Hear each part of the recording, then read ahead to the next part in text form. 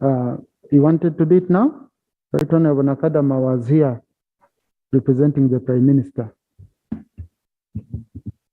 Right Honorable Speaker, like he said that the PSO went on ground to see what is happening so that he can come up with a comprehensive report.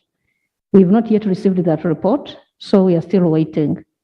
I thank you. Right Honorable Prime Minister, that was not a matter which didn't need a comprehensive report. You can take your seat. The town clerk was directed by the permanent secretary. He was directed by the physical planning board that no construction should take place in the green belt, but he allowed it to continue. So if a town clerk would really require a permanent secretary to first drive, you drive government fuel to up to Iganga to see a person who is defying a government directive, because you see, a permanent secretary is from your own, from the executive. Physical planning board is for the executive. So, I mean, for us, what we want is very simple. On Tuesday,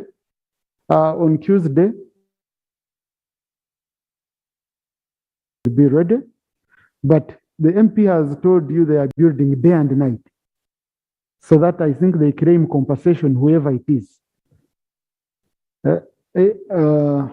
Right Honourable Prime Minister.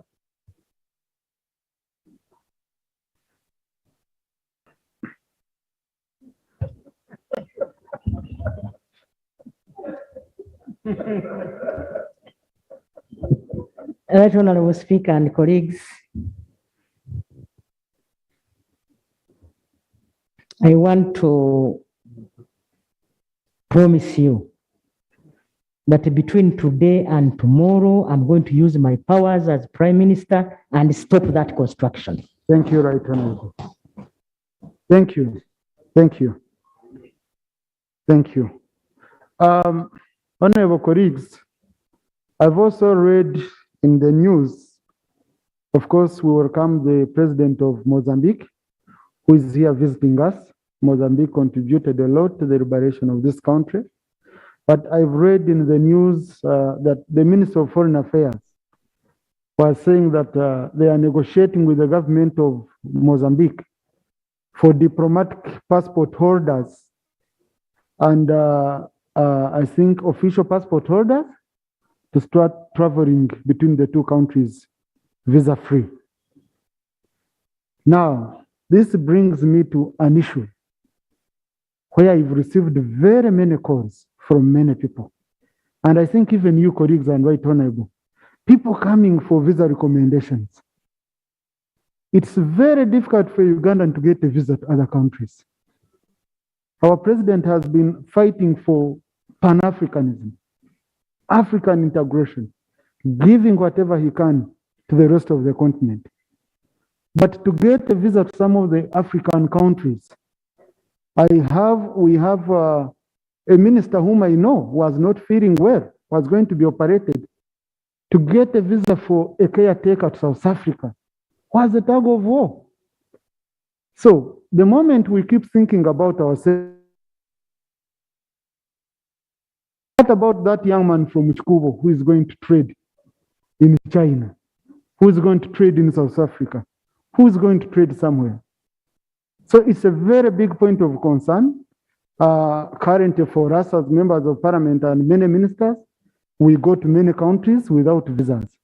So, Right Honourable Prime Minister, I would like to request that in 2 weeks' time, the Minister of Foreign Affairs brings a comprehensive statement on the measures being taken to negotiate friendly visa terms for the ordinary Ugandan who uses an ordinary passport.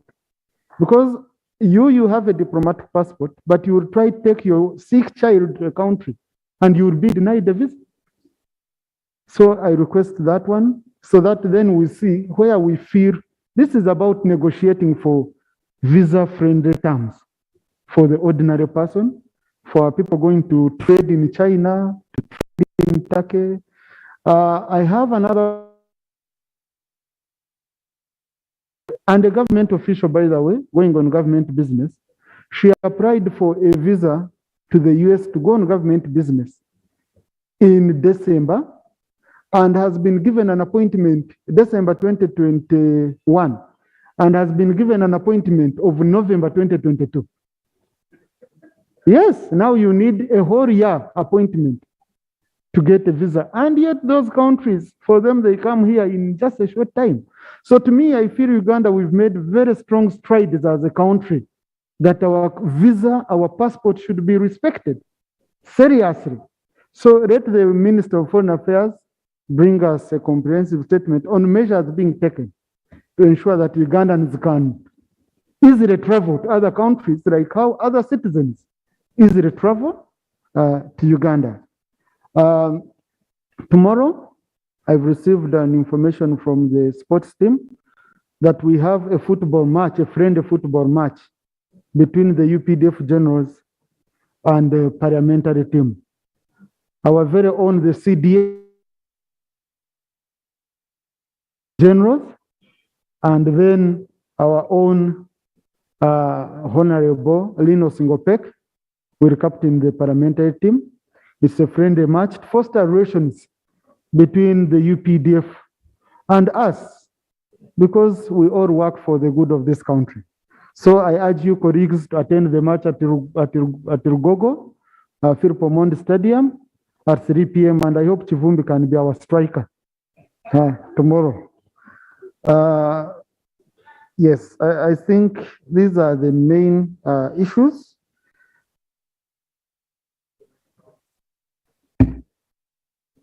Now, procedure on what? You want to respond to my communication? A procedure on my communication? Honorable Tebandeke, what's your procedure matter? Thank you, Right Honorable Speaker. I also join thousands congratulate you to that elevation of a new position as our Speaker to this Parliament. Right Honorable Speaker, I raise a procedural matter under Rule 141 of our Rules of Procedure over the delayed bills. Aware that yesterday you did rule that all the delayed bills must be presented to this House effectively from next week. Right Honorable Speaker, my issue is over the delayed fisheries and aquaculture bill 2021. Right Honorable Speaker, I'm aware that this bill has taken almost 6 months effectively from September last year when it was presented to this House. However, my main issue is not about the delay, but is about the enforcement unit, which is affecting some of the clauses of the bill before it's debated here in the House. Right Honorable Speaker, in the bill, I happened to read clause 13, which was granting powers to the UPDF soldiers, the FPF, to take on enforcement of the bill, of the law. And I also happened to read through the current Fish Act 2010 and the statutory instrument number 33 of the Fish Act chapter 197, Rule 26 gives powers of enforcement of the Fish Act to the authorized. The Fish Act describes who are the authorized officers to carry on the enforcement. Right Honorable Speaker, this is not only in violation of the Fish Act and the rights of Ugandans, but also violation to the Constitution. Article 212, Part B, properly describes enforcement of law to be done by police. Right Honorable Speaker, are we proceeding well if the UPDF soldiers are taking on enforcement of the clauses of the bill, which has not yet come into effect. Are we proceeding well? Thank you, If Honorable. UPDF is taking on the work of police, are we proceeding well if the violation of rights of Ugandans in the fishing community is not effectively defended? Thank you, Right Honorable Speaker. Thank you, Honorable. Honorable,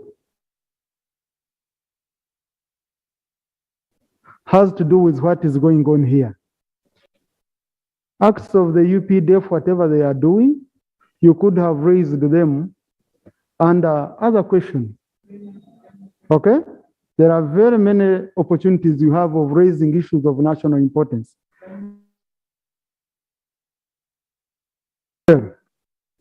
Because you violated Rule 8 of our rules of procedure, which is debating in anticipation. It's very clear you cannot come here to discuss contents of the bill when the bill is not yet brought for consideration. Now, not everyone has.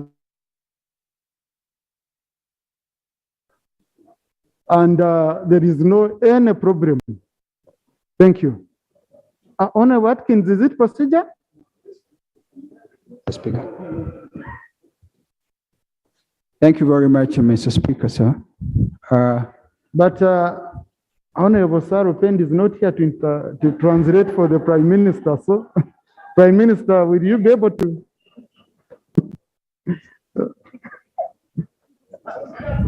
Thank you very much, Mr. Speaker, sir. I'm honored to have served as Shadow Minister of Foreign Affairs in the 10th Parliament. And Mr. Speaker, sir, my position on this is in response to your communication regarding visas, and I want to specifically focus on the United States. Mr. Speaker, sir, while serving as Minister for Foreign Affairs in the shadow government, I had the opportunity to interact with the then United States Ambassador Deborah Malloch. I shared with some officials in the White House, in the Pentagon, and the State Department. Mr. Speaker,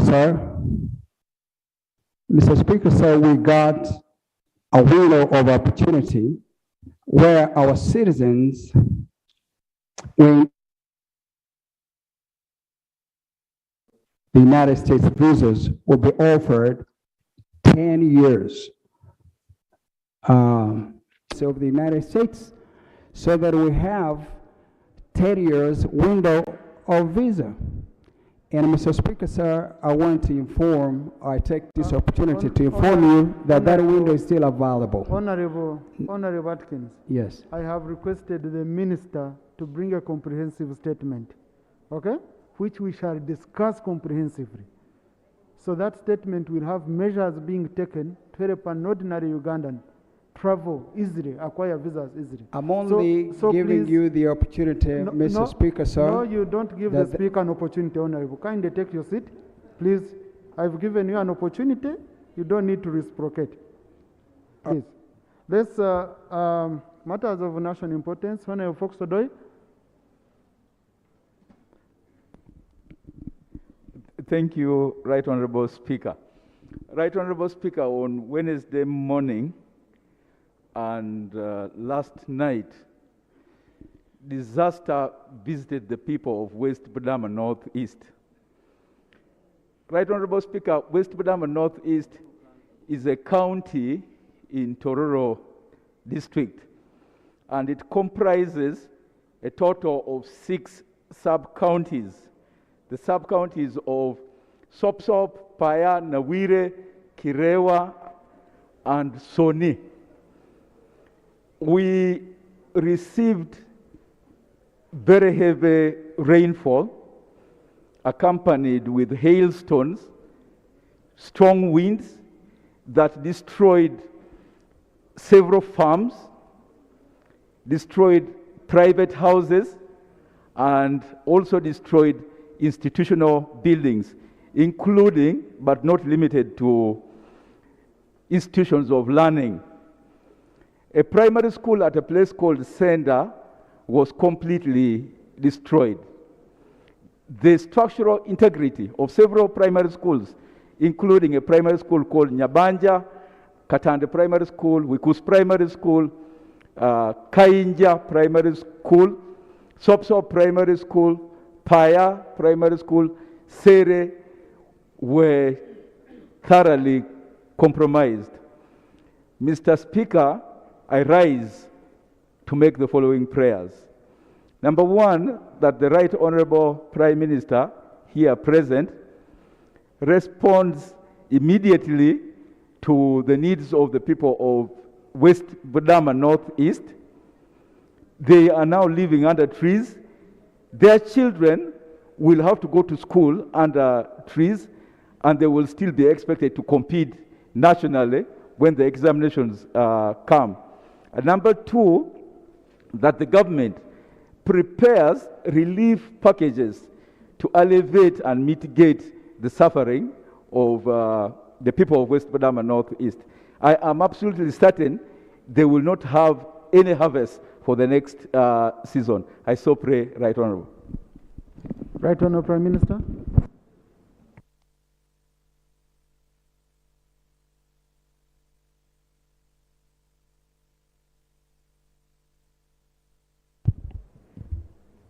Thank you so much, Right Honorable Speaker. Right Honorable Speaker, government has received the information and we shall act accordingly. However, I want members, if you get such a problem, you can write to the Ministry of Disaster Preparedness. Yes, you can write. And we have been acting on members' correspondences. I promise that government will act. Thank you so much. But there is one point I wanted to make, Right Honorable Speaker, that through members of Parliament, we need to mobilize our communities to plant trees, to act as windbreakers. This will save a lot. This will save a lot. Thank you so much.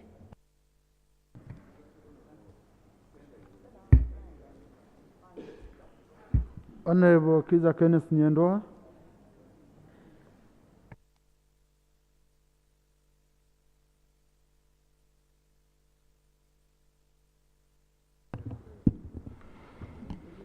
Thank you, Right Honorable Speaker. For the record, Kiza Kenneth Nyandoa, Member of Parliament representing the people of Bujenja in Masindi. Right Honorable Speaker, I rise on a matter concerning the people of Masindi who are in sugarcane growing areas. Masindi district is a predominantly sugarcane growing area with over 7,000 farmers. But lately, the farmers are suffering from lack of markets, which has led the sugarcane on people's fields to go to 30 months plus. Previously, sugarcane would be harvested between 18 and 24 months as per the cane production contracts that were signed by the farmers and the millers. As a result, a lot of farmers have had to go and borrow money against their sugarcane in anticipation that they would sell and pay these monies. As a result, many farmers are faced with the loss of their properties since commercial banks are after them trying to recover their monies. Right Honorable Speaker, the same farmers are now suffering from increased prices of inputs, especially urea, DAP fertilizers, which have more than doubled in price. A bag of urea, which was costing 100,000 shillings, has gone to over 200,000 shillings, making it difficult for farmers to break even. Right Honorable Speaker, these are my prayers. Government should intervene and make sure these farmers get market for their products to alleviate the issue of poverty, which is knocking on most people's doors. We also pray that government should heavily subsidize fertilizers and seed cane for farmers, like they've been doing for others. And finally, our prayer is that the sugar board, which should have come in place by now, be constituted. Because as we are aware, the Sugar Act came into law But to date, there is no sugar board which is supposed to mitigate these issues which are affecting farmers, like pricing and regulation of the sugar market. I beg to submit. Right Honourable Prime Minister, you have a Minister of Trade who can also supplement you.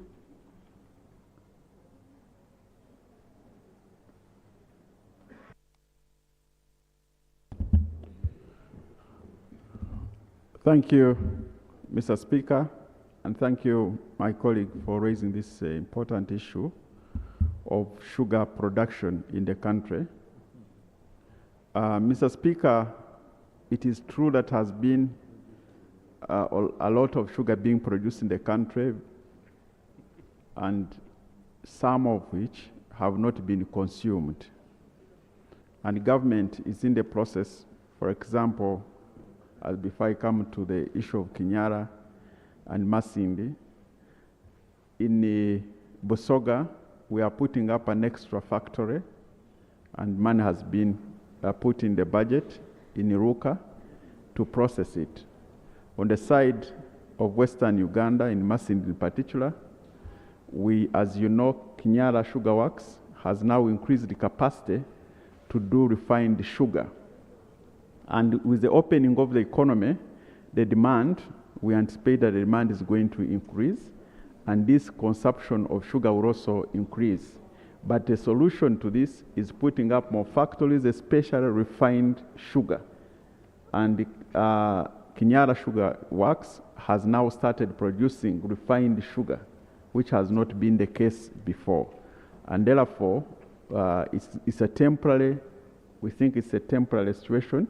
In the next 3 to 5 months, the consumption of sugar will increase, especially when we continue to increase the capacity of producing refined sugar in the country.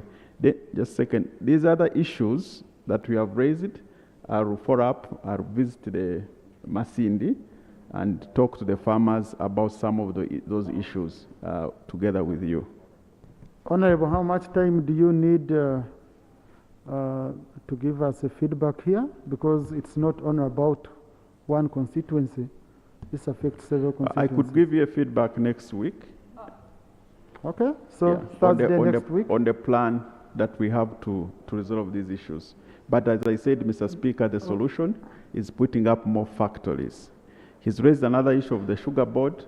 The problem has been funding for the sugar board, but we are glad to announce that probably by July, the sugar board should be in place. No, Honourable, let me give you time to visit the areas, the affected areas, not only Masindi, but also Soga here. And Honourable Oranya might be also having the same, so that you report back in 2 weeks after visiting the areas. I think it would be better. Okay, much obliged. Honourable Gilbert, you... Yeah, Honourable Speaker, thank you for the good guidance. Honourable Speaker, I will explore the Honourable Minister to meet people coming from the sugarcane growing areas. Right, Honourable Speaker, in my district, Amoro, farmers are crying. People were told to grow sugarcane, and currently there are no markets. And the prices per tons, the sugarcane factories are dictating on the prices. They are giving very low prices when farmers have put too much during the production. So it will be very important. Let the minister meet people coming from the sugarcane area so that we discuss the way forward together with the factory owners. Sure. Honourable Rumu Richard.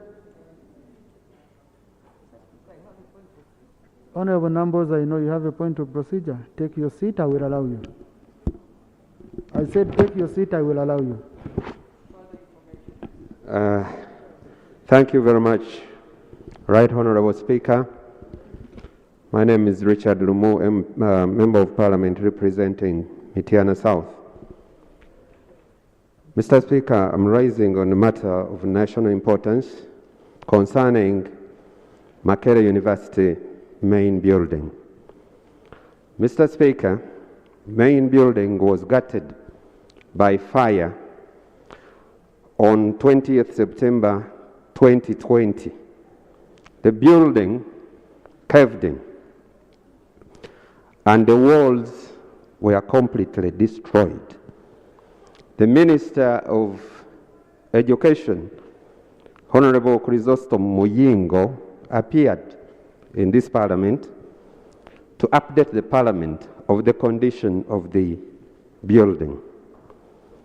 Mr. Speaker, the Cabinet immediately passed 21 billion to construct the building that had been destroyed. Mr. Speaker, today they are repairing the building, the walls, the remainders of what was gutted by fire. Mr. Speaker, that worries me and all the people who actually attended Makerere University. The Ivory Tower is a very important building of the university. When I say of the university, I mean Makerere University. Mr. Speaker, my prayers are here. One, we need to know whether the money which was provided by the Parliament was for repairs or fresh construction of a fresh building known as the Ivory Tower. Two, was there a report of engineers or qualified people so that the Parliament is aware whether repairing the walls which had been gutted by fire and weakened can be repaired to actually carry the weight of the roof which will be put on the new building.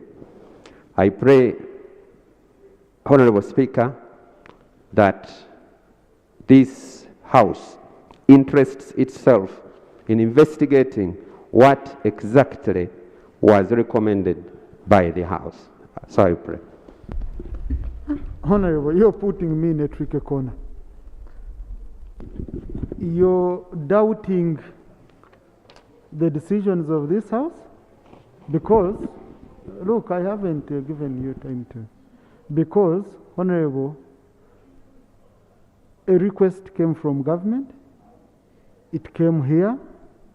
The relevant committee of Parliament scrutinized it. Okay?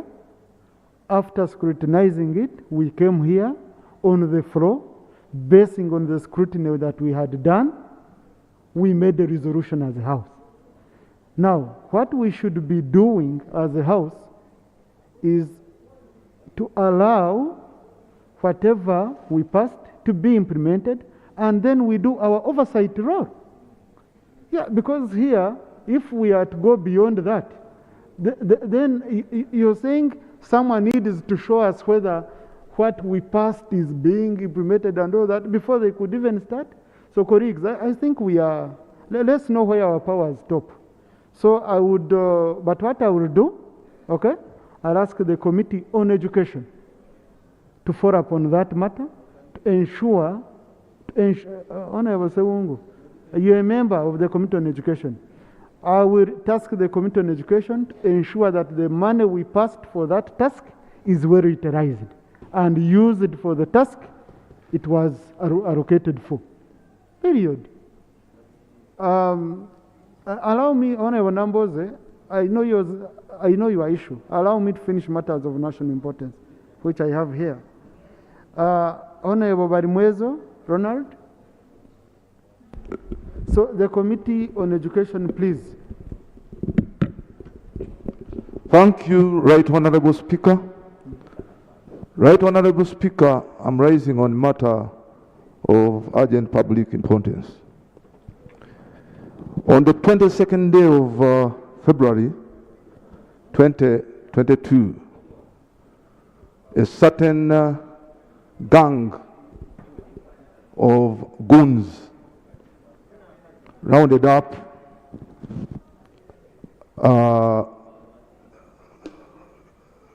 Luzira Stage 7 village with armed with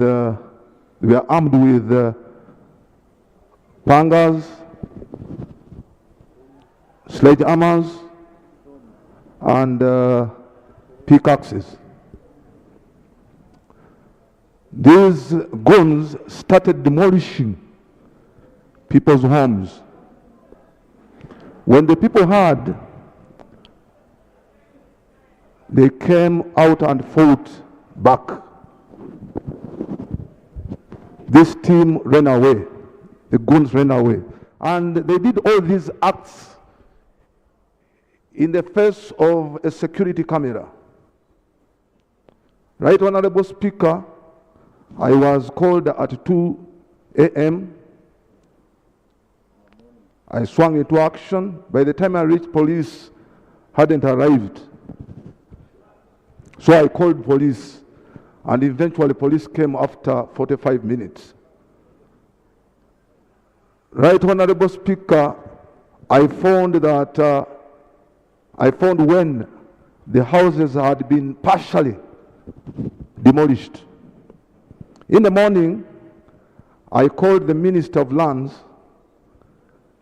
the Honorable Mayanja, who visited the scene, and directed the police to make sure that they carry out investigations and arrest the criminals. But up to now, nothing has gone on, Right Honorable Speaker.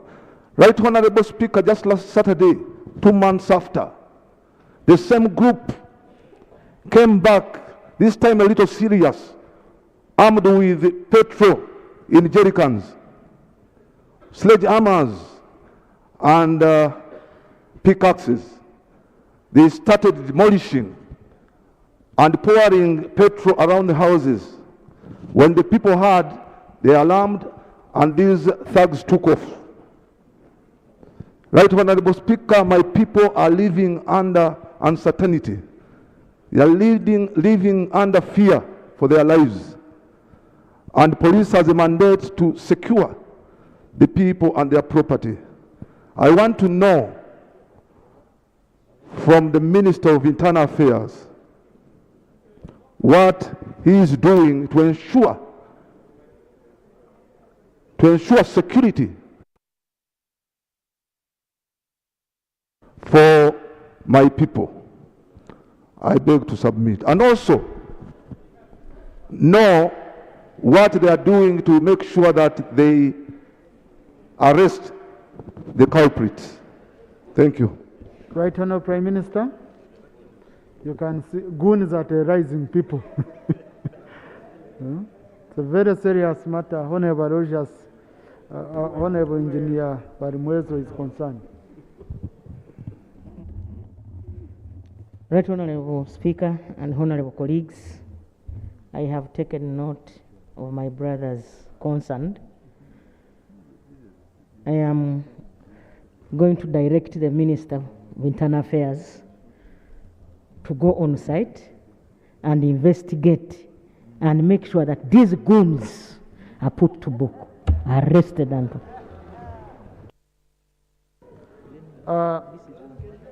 thank you. Honorable colleagues, in the public gallery this afternoon, we have children of the Holy Missionary Childhood, an affiliate of the Archdiocese of Mbara Development Association and Kampala Archdiocese. They are accompanied by their teachers and have come to observe the proceedings of this house. Please join me in welcoming them. There are very many. I can't read all the names in the interest of time, but the teachers are Teacher Chomhanji Machuret, Tushabe Aren, who is the parents representative on the executive committee, Teacher Doros Atire, Teacher Tone Mwebaze, and Teacher Justus Amanya Media and Publicity. But I think, colleagues, for purposes of these young children of ours, also hearing their name, let me just quickly read through. Katerega Gordon, and just raise your arm, we see you. Oh, is Katerega Gordon. Just wave. Oh, very good.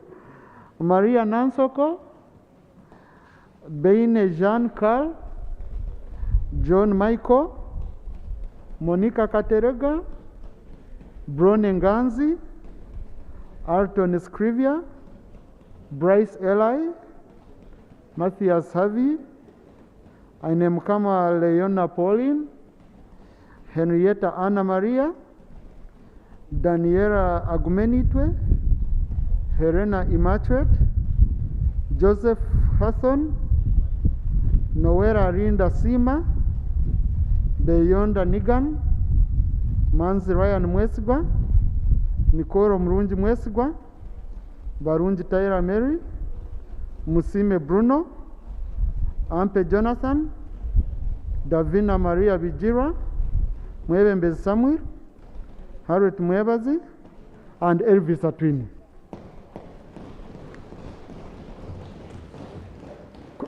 Colleagues, I think you've copied names for your unspotted children. You hear the good names. I'm coming. Honorable Mukasa Aloysius, you have an issue which I would guide. It's an issue on increasing cases of cancer in the country. I would guide that you hand over that issue to the Prime Minister so that on Thursday she gives you a comprehensive answer. This is not a matter of national importance. It's not an urgent matter. It's of national importance, but it's not very urgent, and it would need a comprehensive answer. So I request, Honorable, that you write a comprehensive question and you pass it on. Honorable Katsabe, there is no one on the floor. The Prime Minister is already off the floor. I'm on the floor. Honorable Ronald Evans Kanyike. Honorable Ronald Evans Kanyike. Thank you, Right Honorable Speaker. For the record, I'm Kanyike Ronald Evans, a Member of Parliament representing the people of Bukoto East, Masaka District. I rise on a matter of national importance. Right Honorable Speaker, in August last year, I petitioned the office of the Speaker over the forceful eviction of 3,000 people in my constituency, in the villages of Kasanje, Nachiga, and Bilinzi, by National Oil Palm Project and Bidco Uganda Limited to use the land for oil palm growing.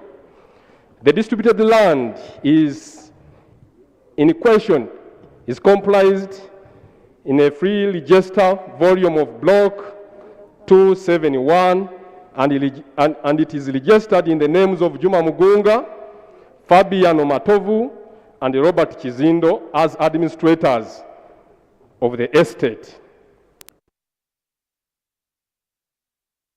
Wega Maurisia as the administrators of the estate of the late Paulo Mukasa. The individuals entered into a transaction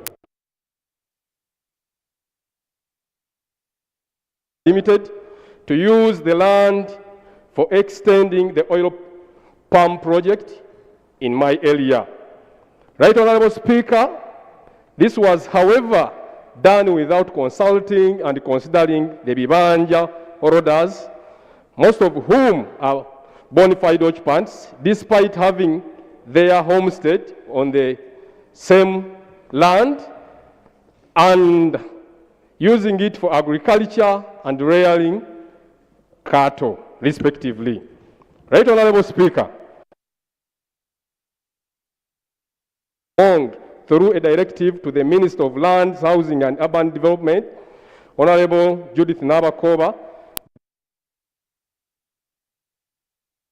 all activities on the land until all the conflicts are resolved. Right Honorable Speaker, she also promised to carry out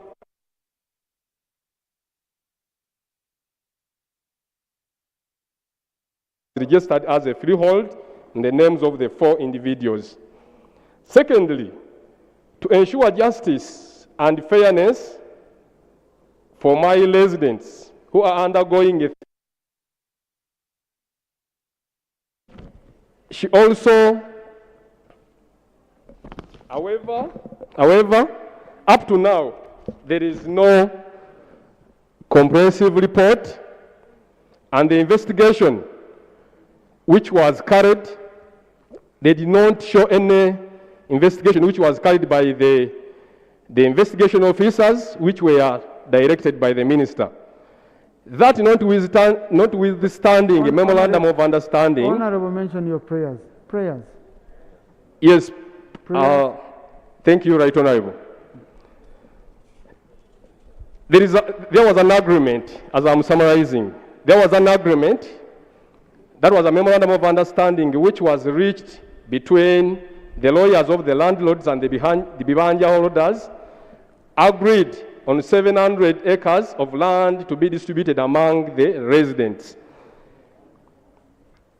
Right Honorable Speaker, however, I would like to report to this Honorable House that this agreement between the two parties has been violated, and the residents are living in fear due to pending evictions. My prayer, Right Honorable Speaker, one, that the Honorable House takes a firm stand to protect the 3 Bibanja holders in my constituents from the pending evictions, since they have nowhere to go. 2, that the landlords and the National Oil Palm Project and the BDCO Limited make a commitment to resolve this land conflict amicably. Lastly, Right Honorable Speaker, the Minister for Lands, Housing and Urban Development should explain to this august House why the National Oil Palm Project and BDCO Limited have gone ahead to fence off this land before the standing conflicts are resolved. I thank you, Right Honorable Speaker, for the opportunity. Thank you, Honorable. Colleagues, we need to be cautious when we are making our prayers. Okay? You cannot force a party to set a matter amicably. What if I want to go legal? Depending on my rights. So we need to be cautious with the prayers we make. But, and these are matters which can come either through petitions or Prime Minister's time, so that you get a comprehensive answer. So, colleagues, if you could agree with me, let us pass on this matter to the Prime Minister, and the Prime Minister in 2 weeks' time. Okay? If you feel there is a very urgent matter in need, the Prime Minister can respond to it now. Or we do a petition, you do it's up to a member. You know, it's up to a member. Let the Prime Minister finish, and then Right Honorable Prime Minister, a minute. Let me first listen to Honorable Sewungu, then I listen to Honorable. Honorable Namboze, you have your time. Thank you, Honorable Speaker. Honorable Speaker, I thank you for your wise guidance. And actually, before I was seeking clarification from the Prime Minister. Honorable Sewungu, first a minute. Colleagues, let me just make this very clear. Okay? You will only get the respect if you give it others. A colleague has sent me cheats here which even had threats. And I just became humble. And I said, I'm giving you time. But I'm continued being harassed. So, if I act in a certain manner, colleagues, please, I'm trying my level best to be as humble as possible. Colleagues, I will give you time. And I have a timeline in which I work. So let's take it easy. All colleagues here have issues. So let's take it easy. I'll give you time, Honorable. When your time is coming, I'm giving you time, okay? So Honorable Sewungu. Yeah, thank you, Honorable Speaker. Indeed, I was seeking clarification from the Prime Minister, and she didn't hear me probably, but I saw her looking at me. Right now, Speaker, these are the areas we are paying interest in too, as members. And indeed, some of these matters, like the Honorable was brought here, was given a directive by Parliament, by the Speaker in the House. And the minister went there herself. We need to take keen interest in these officers who violate parliamentary directives. Yesterday we had a similar matter. Right now we have had the honorable member from Nakawa who says there were goons before cameras. And I was going to seek clarification again from the Right Honorable Prime Minister that we are having information that these cameras are no longer working. Can she take time, interest in finding out whether our CCTV cameras, where we spent a lot of money, are either functioning or not? Because this information, Honorable Speaker, does not come from Sewungu or any member of Parliament. It comes from security agencies who inform us that these things are not working. So I would pray, Honorable Speaker, other than responding to everything, the guidance you have given will give better solutions to a member like this one. Because members must study what looks to be a matter of national importance and what should be a petition to Parliament that must be processed by a relevant committee of Parliament to give an everlasting solution. But through you, Right Honourable Speaker, to the Prime Minister, Honourable Prime Minister, kindly take keen interest in the directives of Parliament, decisions of Parliament, and those particular officers who violate them. Honourable Panado Mugema was here yesterday, and we were happy. When he came back, you allowed him, and indeed, with your office, you wrote to the Permanent Secretary of Local Government, and he drove directly to Igang. But we can't run in Parliament where we are all presidential materials, unless some of you don't feel the same.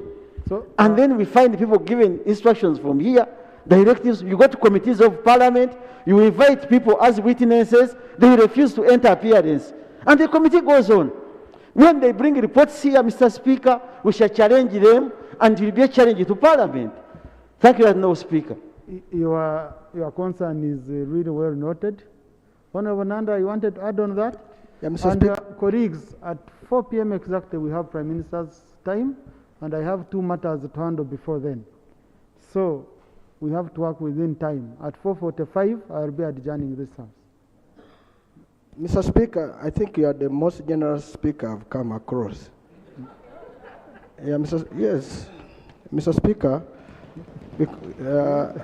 what I've noticed, what our colleague of Nakao was raising, that is a police matter.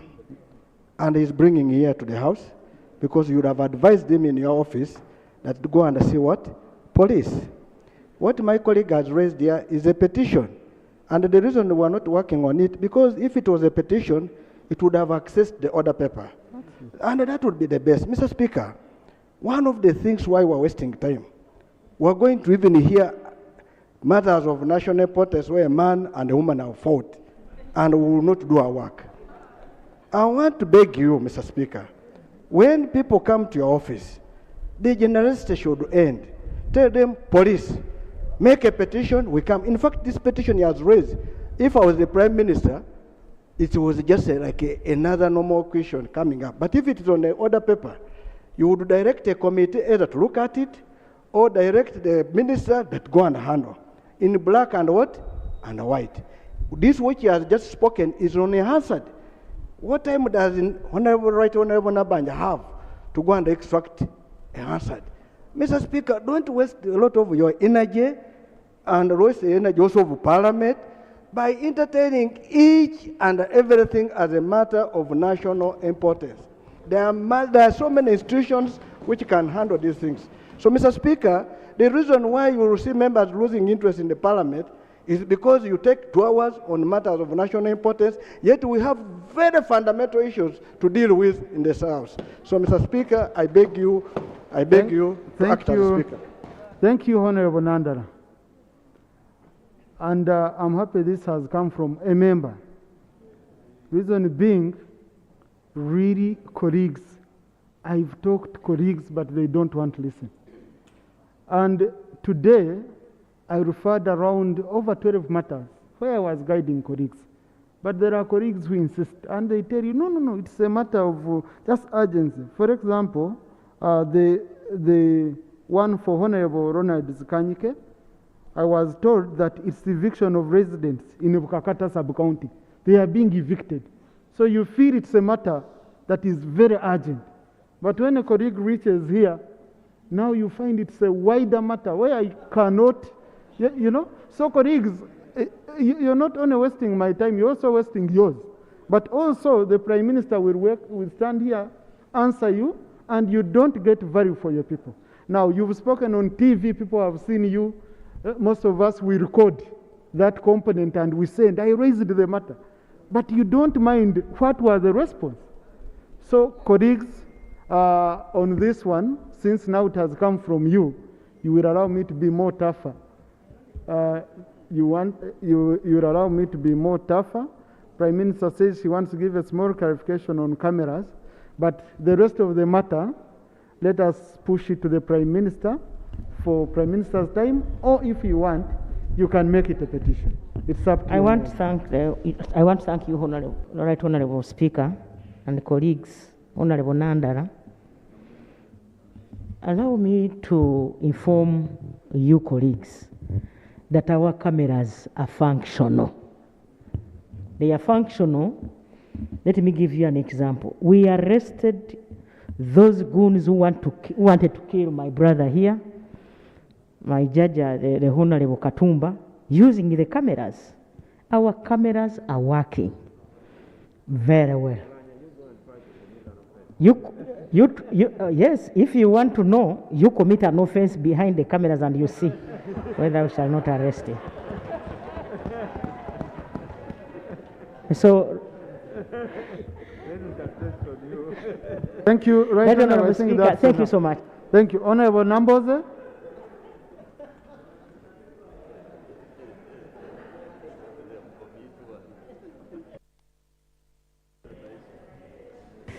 Thank you, Right Honorable Speaker. Right Honorable Speaker, my matter is related to what has been raised by Honorable Nandala, but concerning other rules. Mr. Speaker, sir, some people are senior here, and they know what is a petition and a question for all answer, because they had an opportunity to learn. Mr. Speaker, I think it is incumbent on all of us to assist the new members to learn how parliamentary business is conducted. I'm here, Mr. Speaker, to plead for the backbenchers.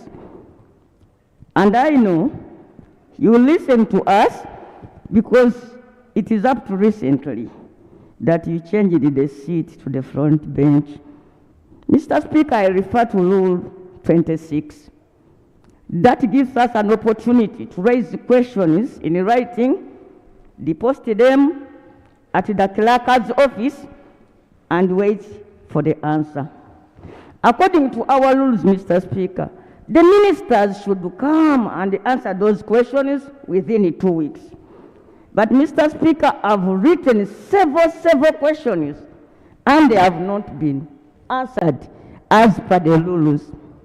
Mr. Speaker, I also refer to Rule 45. Rule 45 talks about these matters of national importance, Mr. Speaker. You come with a very important matter. You take it before the Speaker, and he does accept that this is really a matter of national importance and urgent in nature. But when you raise it here, the Prime Minister says, I will tell the Minister to write a report and bring it here next week or the other week. Mr. Speaker, that ceases to be a matter of national importance, Mr. Speaker. Mr. Speaker, when you look at the provisions of Article Rule 49 and 50, Mr. Speaker, they say this Thursday, for the first 2 hours, Mr. Speaker, that is a time for us, backbenchers, to raise the issues. I bring that together with Rule 179, Mr. Speaker, and I want to end there, that the rules provide that, Mr. Speaker, you will allot a day when members will raise the assurances as made by the President, the Vice President, the Prime Minister or ministers in their constituencies. And in that, Mr. Speaker, you will facilitate your committee of government assurances and implementation to follow up on these pledges. Mr. Speaker, I know you wish us well. You want us to come back here. Mr. Speaker, I want to persuade you, Mr. Speaker, to give your members sitting in the bank benches an opportunity to represent their people. Somebody can say, you go to police, you go to the minister, but my mandate is here. I was sent here, Mr. Speaker. I was not sent to police. I will not go in offices and chase for ministers. There is a lead of government business here. If you think that my matter should be handled by a minister, let him demand that that minister does his work. But Mr. Speaker, our office is your office, and I pray that you continue giving us space to come and tell you what is happening in our constituencies. Much obliged, Mr. Speaker. Thank you. Thank you, Honorable Namboze. Honorable Namboze is right. And I think we've been doing this. But, colleagues, the rule which Honorable Namboze is looking at, Rule 179, Sub-Rule 7, which talks of issues of government assurance within your constituencies and all that. I think we've been actualizing it under many Rule 41, which talks about Prime Minister's time, Rule 42, which talks about questions to the ministers. The one I've not seen much being utilized is Rule 45, which is questions for oral answer, where you need to give a notice, okay, so that you can get an oral answer. So to me, what the members are raising is, when you are asking a question, put yourself in the shoes of the person who is going to answer. If you ask that question, which someone has researched for a whole week, would you be able to stand on the floor and give a comprehensive answer? The question can't be no. So you need to go in our rules of procedure, you see where your question lies. And the challenge I'm having, a member comes, you tell him that no, put it under 41, a member says no, my constituents know that I'm going to be presenting this matter. They are all waiting. Pressure. So, colleagues, we are going to continue trying, Honorable Namboze, and also the Committee on Government Assurance, colleagues. If you have issues, pledges in your constituents, the Honorable Chair is here. Always write to the committee. Forward your issues to that committee. But let's utilize Rule 41, Rule 42, and Rule 45 extensively. Colleagues, and we shall give you opportunity. It's not that we shall close off. It's not that we shall close off all these communications. Honorable Atkins Katsabe, the questions are many, the issues are many. I know of procedure and all that. But colleagues, yesterday, I'm trying to get one issue. Yesterday here, we discussed a report and considered a report from the Committee on Presidential Affairs on a nationwide assessment of the disaster-prone areas and the proposed sustainable strategies for addressing disasters in the country. We had a very extensive discussion. What remained was only adoption of the report so that it can be acted upon by the executive. So I want to put a question now that the House adopts the report of the Committee of Presidential Affairs on a nationwide assessment of the disaster-prone areas and the proposed sustainable strategies for addressing disasters in the country. Those in favor say aye, those against say nay. Aye. The ayes have it. Now, some of you are still having issues. Honorable Kaberuka, I won't give you time now. Prime Minister, please handle this matter. It concerns the continued homelessness of people affected during reaffirmation of boundaries. So, Honorable Kaberuka, link with the Right Honorable Prime Minister so that next week this matter is also handled comprehensively. Colleagues, we don't have much time, but I want you to allow me to amend the order paper and give only 10 minutes to the Minister of Gender. Sunday, 1st of May is Labor Day, and we usually get a statement on Labor Day. And this statement, I'll send it to the Committee on Gender. But Right Honourable Prime Minister, I want to say that this will be the final time we are amending the order paper on the floor to accommodate a statement for such a days. Because there is nothing urgent on such a matter, you'll always be telling us in advance so that we book for you space on the order papers. This is the last time you are doing it. Honourable Minister of Gender, 10 minutes, and then we go to another issue. Thank you, Right Honourable Speaker. Right Honourable Speaker, the statement is uploaded. Uganda will join the rest of the world to celebrate International Labour Day on Sunday, 1st May 2022.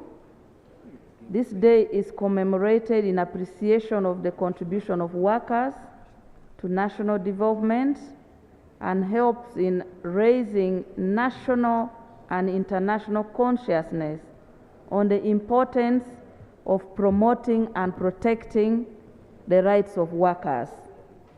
The day is also used to reflect on the achievements, challenges, and opportunities for enhancing productive employment.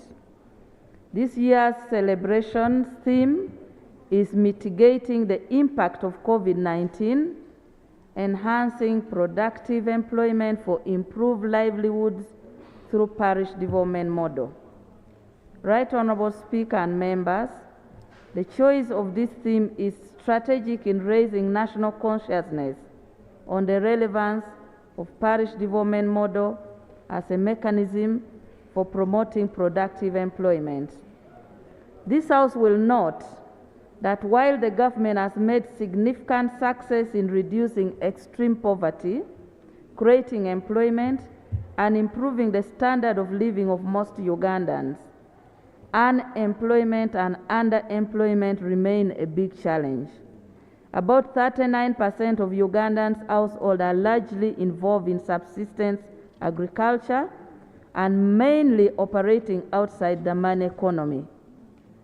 Members may also be aware that COVID-19 pandemic disrupted value and supply chain, causing adverse effects for the economy. The pandemic placed workers in unprecedented situation, as witnessed by the drastic reduction in production, closure of workplaces, and consequently loss of jobs, not to mention the diminished benefits for those who remain working under the COVID-19. To fully appreciate the impact of the disruption of COVID-19 on the workforce, the government, through the Ministry of Gender, Labour and Social Development, commissioned a study to establish the impact of COVID-19 on labour, employment, and productivity. The findings of the study revealed that nearly 57% of the firms employing about 2,945,372 workers decreased employment to cope with supply chain disruptions and sales contraction, and only 5% registered an increased employment. This sank about 2.9 million people into unemployment due to the temporary or permanent layoffs by most and some firms. Right Honourable Speaker, the study also revealed that COVID-19 pandemic exacerbated youth unemployment, with about 1 in every 4 youth, constituting 24%, between the age of 18 and 30 years, losing their jobs due to the pandemic. In addition, there was a 35% reduction in sales per worker, and productivity of informal firms reduced by 59.9%. More than half of firms in agriculture and service sector adjusted salaries downwards by as much as 37% and 35% respectively. To respond to the challenges and also increase access to productive employment, especially for the 39% households that are in subsistence agriculture, mostly youth and women living in rural areas. Government is undertaking a number of interventions, such as capitalization of the Uganda Development Bank, Presidential Initiative on Wealth and Job Creation, EMIOGA, Small Business Recovery Fund, and Parish Development Model to mitigate the impact of COVID-19 on the productive employment. Colleagues, you may recall that on 26 March 2022, HE the President launched the Parish Development Model in Shibuku District. The PDM is aimed at moving households from subsistence agriculture to modern agriculture. This move is projected to create more jobs, as 39% of households will graduate from subsistence to producing for the market. The changes the parish development model will bring will create productive jobs at household level, increase consumption and demand, and induce more jobs in the economy. This job creation model will lead to increase in production, improve incomes, and enable us achieve our vision of transforming Uganda from a peasant to a modern industrial and prosperous society by 2040. Right Honorable Speaker and colleagues, it is on this basis that during this year's Labor Day, it will be important to reflect on the importance of the parish development model as a mechanism for enhancing productive employment for improved livelihoods. The day will be used as a rallying platform to sensitize the public to understand and participate in the implementation of the parish development model. The Ministry of Gender, Labor and Social Development is the ministry for community mobilization and mindset change. As part of our mandate, we have so far undertaken the following activities: developed and printed 1,500 copies of Community Mobilization and Mindset Change Pillar Operational Manual, developed and printed 6,000 copies of the Training of Trainers Manual, trained 63 national PDM facilitators.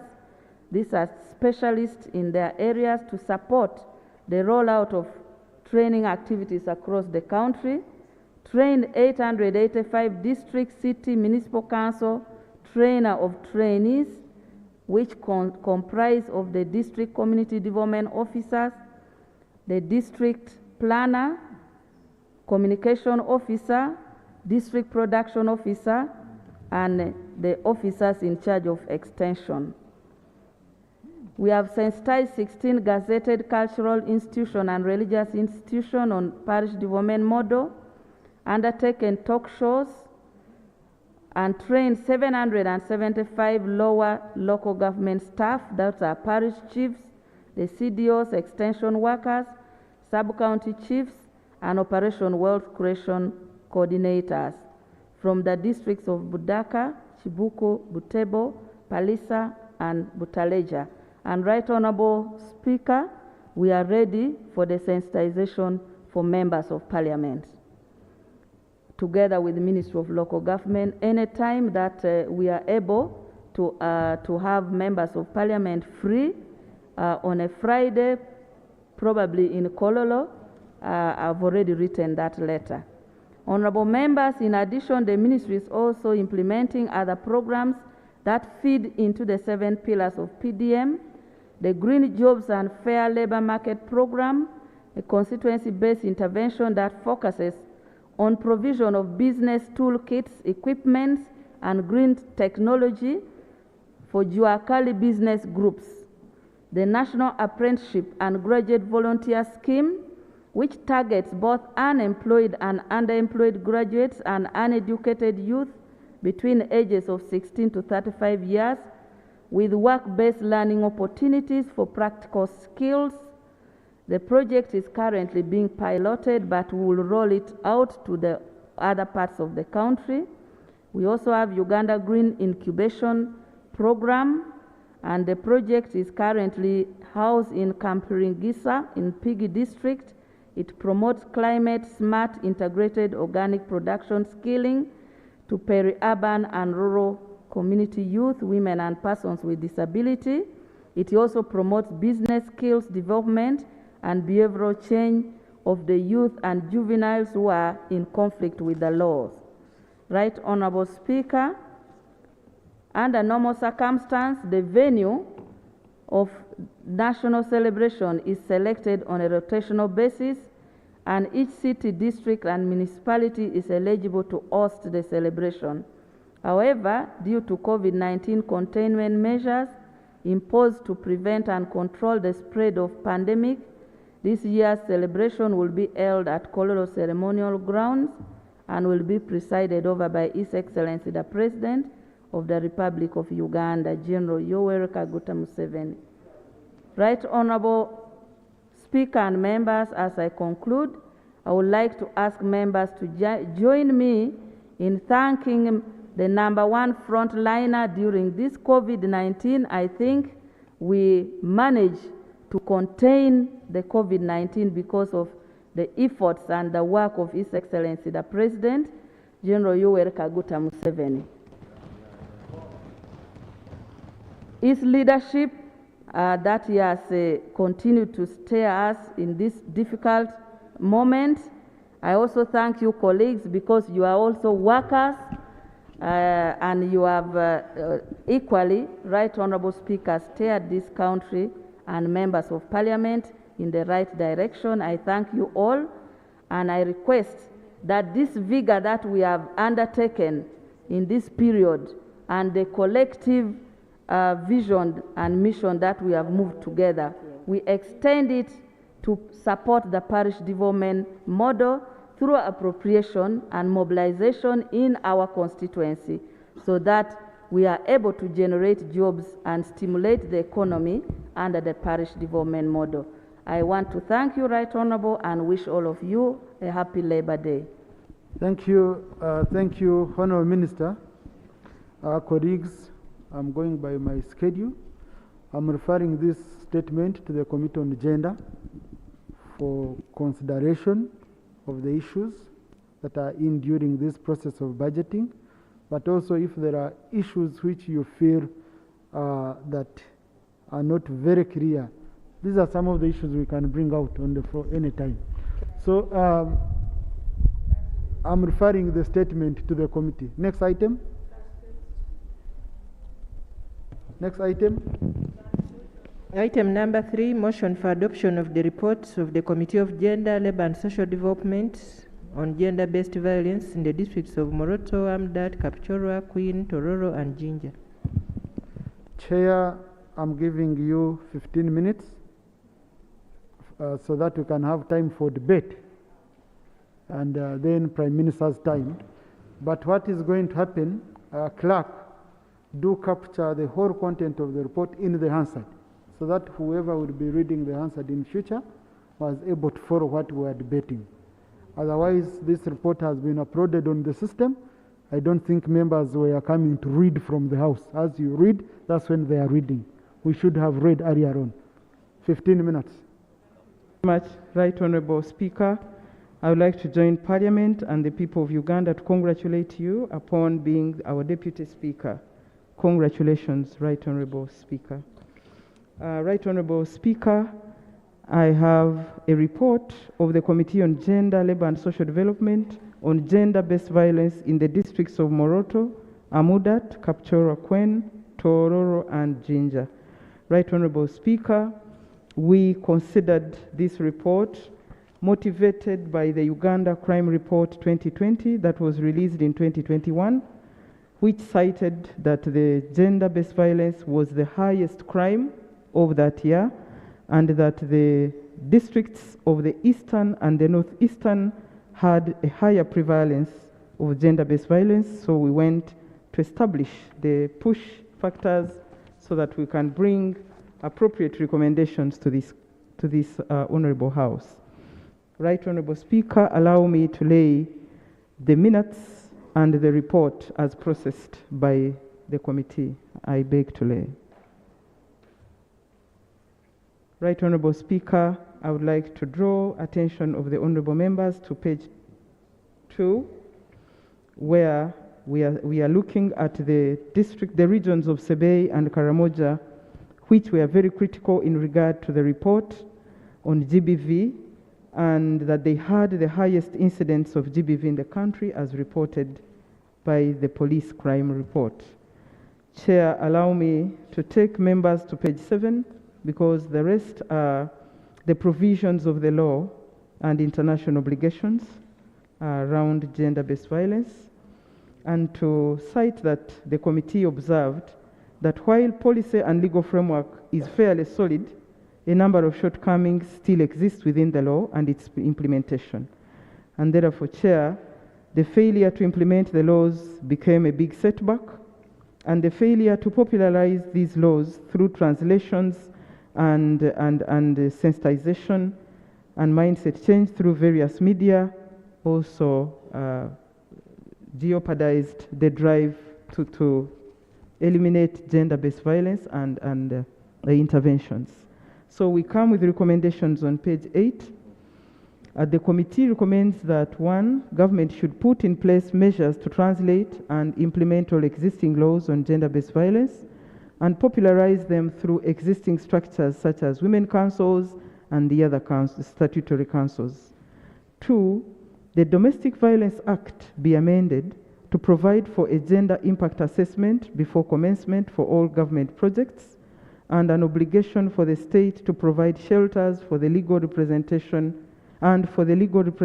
to victims and survivors of gender-based violence, and create tougher punishments for the perpetrators of FGM, especially on minors and, of course, vulnerable persons.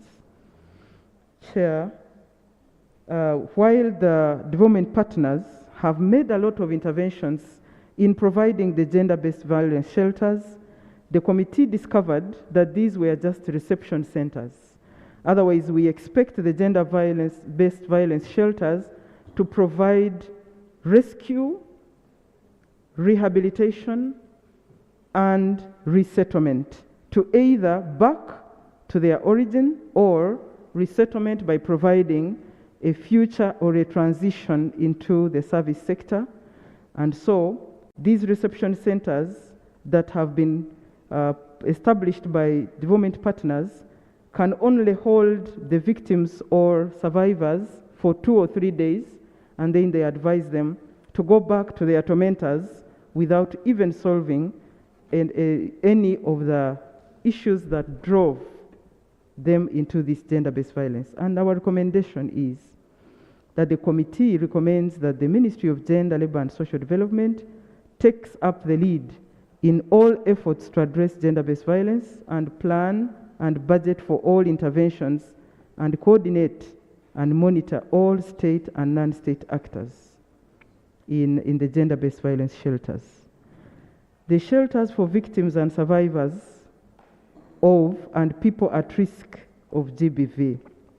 Right Honourable Speaker, the government has put in place guidelines relating to GBV, and it has put in place guidelines for referral pathways for the response to gender-based violence in Uganda, and it has even put in place guidelines for the establishment and management of the GBV shelters, and also the guidelines for the prevention and response to FGM. Chair, however, besides these guidelines, there has been no attempt to institutionalize these shelters, and yet they play a critical role to rescue, refer, and rehabilitate the victims and resettle them. We come up with the recommendations on page 10 that government should provide funding of 10 billion to the Ministry of Gender, Labour and Social Development for financial year 22-23 to establish and operationalize in a phased way the shelters for victims of gender-based violence in all regions of Uganda, prioritizing regions with higher incidence of GBV. 2, that government institutionalizes the shelters through the Ministry of Gender, Labour and Social Development. 3, that government equips all shelters with the requisite services necessary to empower the victims, such as social support, rehabilitation, skilling, and toolkits, and give a second chance education, among others. That Ministry of Gender, Labour and Social Development supports and collaborates with local governments especially the CBS department, Right Honorable Speaker, and all development partners in running and inspecting these shelters. That the Ministry of Gender, Labour and Social Development fast tracks the construction of the rehabilitation center in Moroto, which was given money, Right Honorable Speaker, and for the last 2 years, its construction has stalled and nothing on the construction is going on.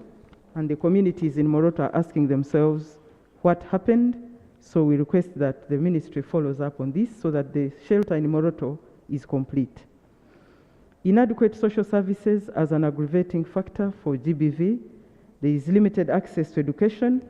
Right Honorable Speaker, I draw members to page 11, the second paragraph after 4.3.1, that the scarcity of schools translates into abysmal performance of the Karamoja and Sebei regions with regard to nearly all statistics relating to education. The Uganda National Household Survey states that Karamoja has the lowest, it is a survey of 2019-2020, that spells that Karamoja has the lowest primary school net enrollment ratio at 42%. It has the second lowest secondary school net enrollment ratio at 19%.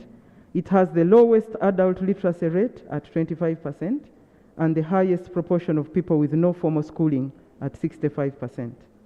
We recommend, Right Honorable Speaker, that the Ministry of Education and Sports urgently scales up the construction of primary and secondary schools and technical institutions in the Karamoja and Sebei regions. 2, that the Ministry of Gender, Labour and Social Development undertakes community mobilization and mindset change initiatives to increase school enrollments, retention, and transition. 3, that the Ministry of Karamoja Affairs present to the House an evaluation report of the State House Scholarship Scheme of 100 students per year from Karamoja for the last 7 years, Right Honorable Speaker. We need that report. 4, that the Auditor General undertakes an audit of the State House Scholarship Scheme to provide us with the equity as according to the national objectives and also the value for money. Inadequate health services, Right Honorable Speaker, we would like to recommend the construction and equipping of health centers in all districts in Sebei and Karamoja sub-regions in line with the government policy of ensuring that there is a health center 2 in every parish, health center 3 in every sub-county, and a health center 4 at every constituency.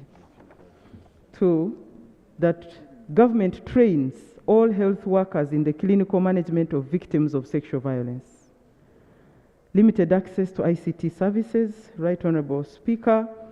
We even discovered that very many parts of Karamoja rely on Kenyan radios, and therefore most of the Ugandan staff is lost from them because most of them keep listening to the Kenyan radios because they don't have a radio station that is being operated by any private person, neither that one of government. The recommendation is that the Ministry of Information, Communication Technology and National Guidance connects the whole of Sebei and Karamoja to the Uganda Broadcasting Corporation radio and television network so that they don't have to rely on Kenyan staff. Right Honorable Speaker, the limited access to justice. Right Honorable Speaker, the Karamoja region relies for their high court on Mbale. That one we discovered, and therefore this discourages even those who would be witnesses to go those distances, and even the transportation charges are so prohibitive that they cannot proceed with the cases in court for failure in terms of money. The distribution of courts throughout the country also presents a very cause to worry, more so in places which are far from those justice centers. Chair, Right Honorable Speaker, we recommend that the Ministry of Justice and Constitutional Affairs should set up more courts in the country, especially in areas with fewer and distant courts or justice centers, and even those with higher prevalence of the gender-based violence cases and crime. 2, that the Ministry of Internal Affairs should strengthen the Child and Family Protection Unit at all police stations. Right Honorable Speaker, I would like to tell the House that most of the child and protection units at the police have been, of recent, they were supported by Oxfam, and Oxfam has pulled out. These are the ones you find under trees, without a computer, without a pen, without a paper, and yet they are supposed to follow up on cases in the communities. No transport, no nothing. So they should also train and facilitate these police officers in handling and investigating GBV cases.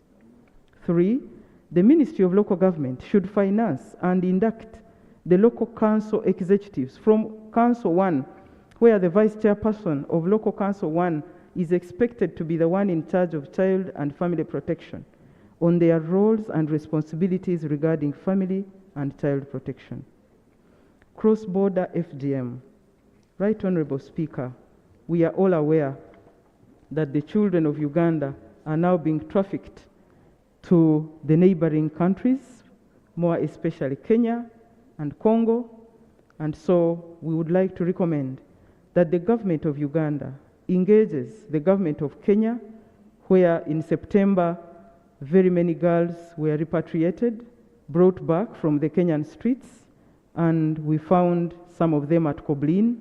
Others have since been re-trafficked back to Kenya, and we would like that government works with government of Kenya in regard to the prevalence of the cross-border FGM, with a view to ending the practice for harmonization of policies and interventions.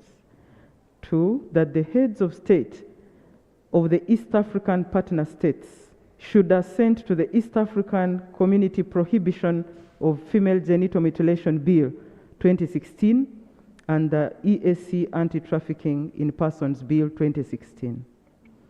Culture and GBV.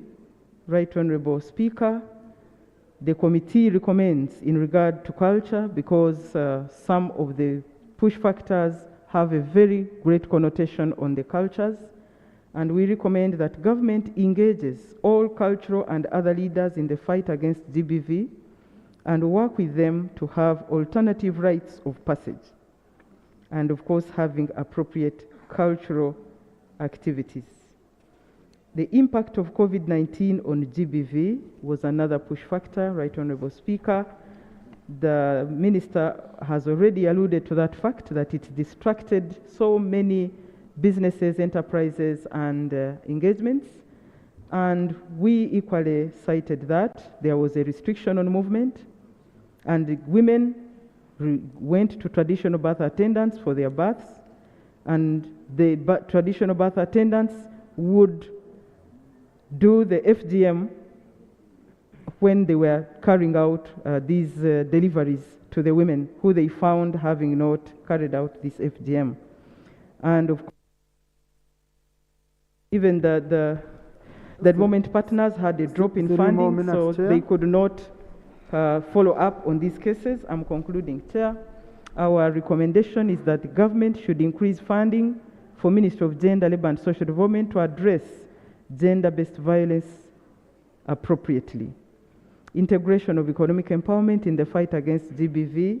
Right Honorable Speaker, the empowerment, the economic opportunities and empowerment, the lack of these opportunities made the victims very vulnerable to GBV from their intimate partners and children and members of family. We recommended that government affirmative action measures aimed at providing access to economic opportunities to people at risk of GBV, as most may not even have the capacity to demand for the money of the other development programs. 2, government should set up more affordable skilling programs for communities at risk of gender-based violence. 3, the Office of the Solicitor General should fast-track the processing of all bylaws and ordinances local governments and lower local governments to enable enforcement by local governments. GBV and disability is the last item on our presentation. Right Honorable Speaker, the committee recommends that 10 billion be given by the budget Ministry of Finance as enhancement so that the Ministry of Gender, Labour and Social Development can refurbish, equip and retool all the PWD vocational rehabilitation centers in the country to make them fully functional and habitable. 2, the Ministry of Education and Sports should align the curriculum of all rehabilitation centers to the business, technical and vocational education and training and the Directorate of Industrial Training. 3, to fill all the staffing gaps in all the vocational rehabilitation centers. And 4, that the Ministry of Gender, Labour and Social Development implement an inclusive education at Koblin Youth Skills Training Center and across all the ministries, institutions, and the other centers. In conclusion, Right Honorable Speaker, in order for us to attain Sustainable Development Goal 5, to achieve gender equality and empower all women and girls, it is important to have efforts to end GBV, in particular Goal 5.1, which is a tall order for government to end all forms of violence against women and girls and eliminate all forms of violence against all vulnerable people.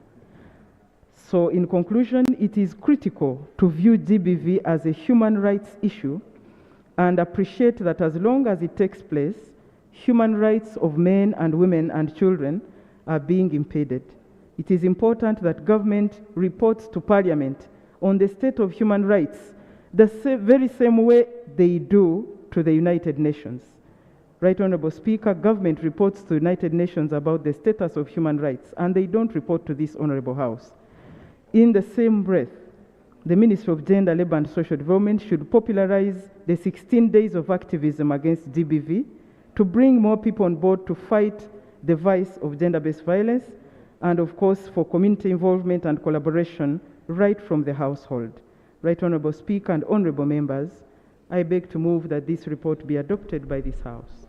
Thank you, Honorable Chair, for the good work. Very good work indeed. Just a few issues which I've seen. Number one, is where you're recommending establishment of health centers, 2, 3, 4. But we all know it's a government policy that they did away with health center 2s. Instead, health center 2s are being upgraded to health center 3s. So that one I think needs to be clear for our Hansard purposes.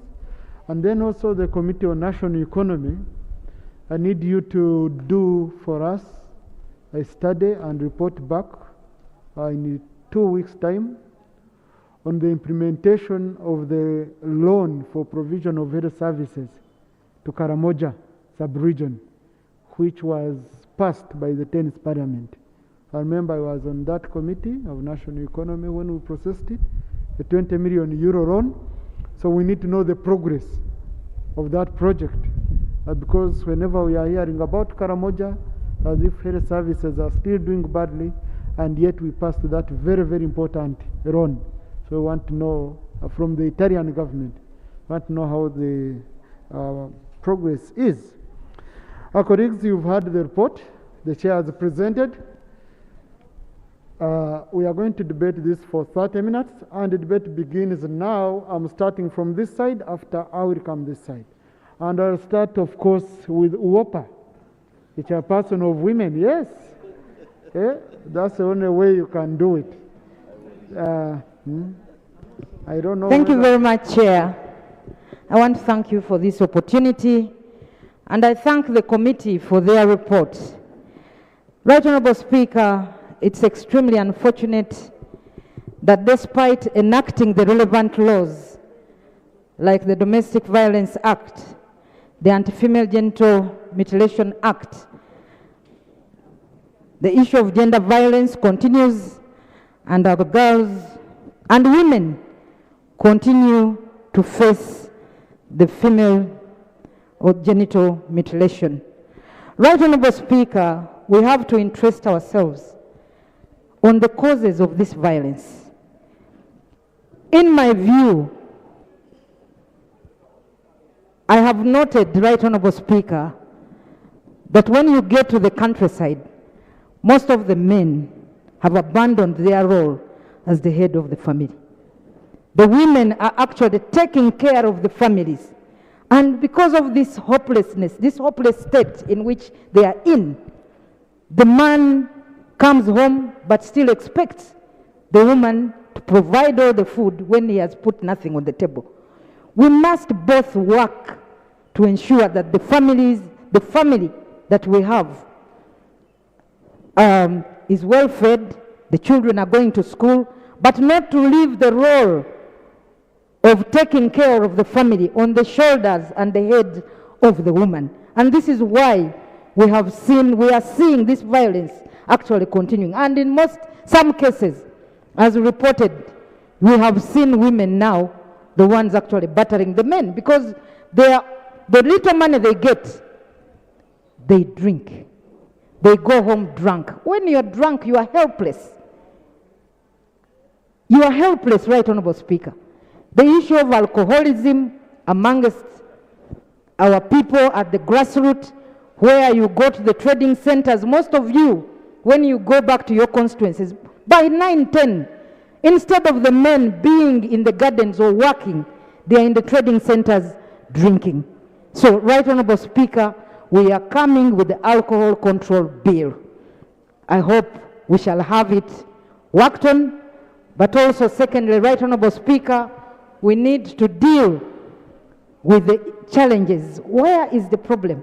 Despite the Anti-Female Genital Mutilation Act not providing an option of a fine, because it says when you are found, when you commit that offense, then you are imprisoned to not less than 10 years. But Right Honorable Speaker, can we know whether there are people who have ever been imprisoned because of committing this FGM? Maybe that is where the problem is, that we are handling people with kid gloves. We need to amend that particular provision to make it more stringent so that it is a deterrent. Because if you say not less than 10 years, which means somebody can be imprisoned for 1 year or less. So, Right Honorable Speaker, I support the report, but I want to request that the money cannot be given to Ministry of Gender alone. We need to look at the enforcement agencies, which is the police, because they face challenges. You go and report a case, the police tells you to provide transport. The officer assigned to investigate does not have the money to get to the grassroots to investigate what took place there. So, Right Honorable Speaker, we need to provide more resources to the police so that they can thoroughly investigate these cases of GBV, and of course, at the end of the day, we can have prosecutions. But the starting point, we need to review our laws, and we are going to look at that as the Uganda Women's Parliamentary Association, and where necessary, come up with more stringent measures. But I wish the Minister of Gender could give us statistics on how many of these FGM, those who have committed this offense, how many have been convicted to date. Honorable. So, Right Honorable Speaker, allow me to end with the issue of the traditional birth attendants. Honorable, I'm sorry I didn't mention the time one should utilize, but we have only 30 minutes. We have over how many colleagues? So she has used 5 minutes. I'm giving 2 minutes. Colleagues. Okay, thank you, Right Honorable Speaker. This is Uwopa. Honorable Lilian Abe. Thank you very much, Right Honorable Speaker. The men don't mind, I will also get you. Thank you very much, Right Honorable Speaker. 2 minutes each. Right Honorable Speaker, I want to thank the government of Uganda for the efforts made towards empowering the women in this country. Right Honorable Speaker, the issue of gender-based violence needs to be diagnosed from all perspectives. And Right Honorable Speaker, I am an advocate for cultural institutions. If we look in the past, Right Honorable Speaker, our grandparents used to disagree, but they would not fight.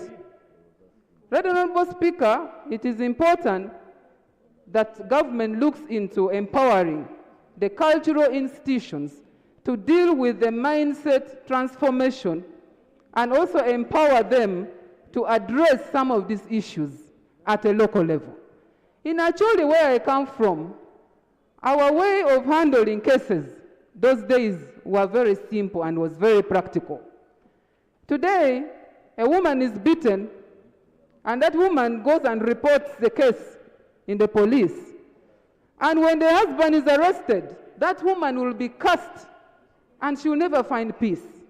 Right, Honorable Speaker, let's focus and allocate some funding to empower our cultural institutions to look at how we can address the issues of gender-based violence across board. Because gender-based violence doesn't only look at beating of a woman, but even the performance of a man in the house.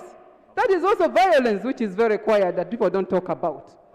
Right, Honorable Speaker, another issue, which is a problem today, is the empowered Ugandans, the so-called educated and the elites. People are too busy for the families, right, Honorable Speaker. Someone comes back home, is on the phone, does not attend to the wife, does not attend to the children. At the end of the day, you will see conflict because no one is attending to each other.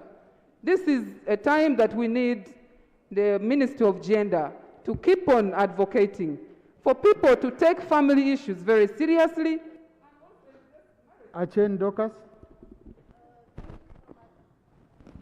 Thank you, Right Honorable Speaker. Will be followed by Nachim. Seeking clarification from my sister, Honorable Lillian Abe.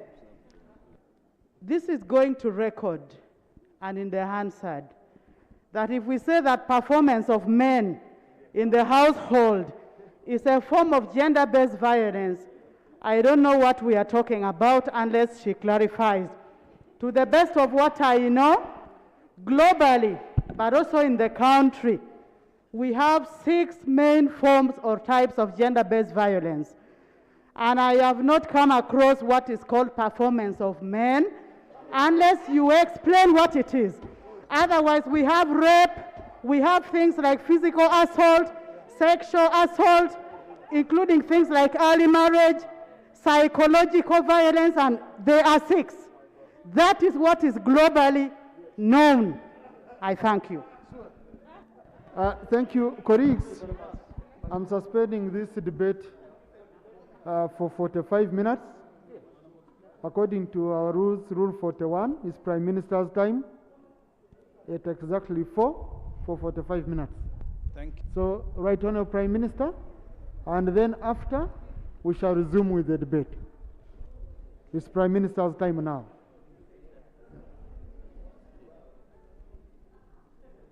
No, it's Honorable Sewungu, that's what the rules say, 4 p.m.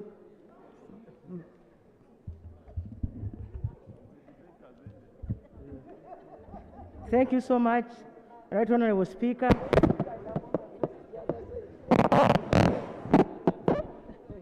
Right Honorable Speaker and honorable colleagues. Honorable Nswamba, I thought you were going to speak for men. So please, you're the only counsel we have here whom we trust. Remain.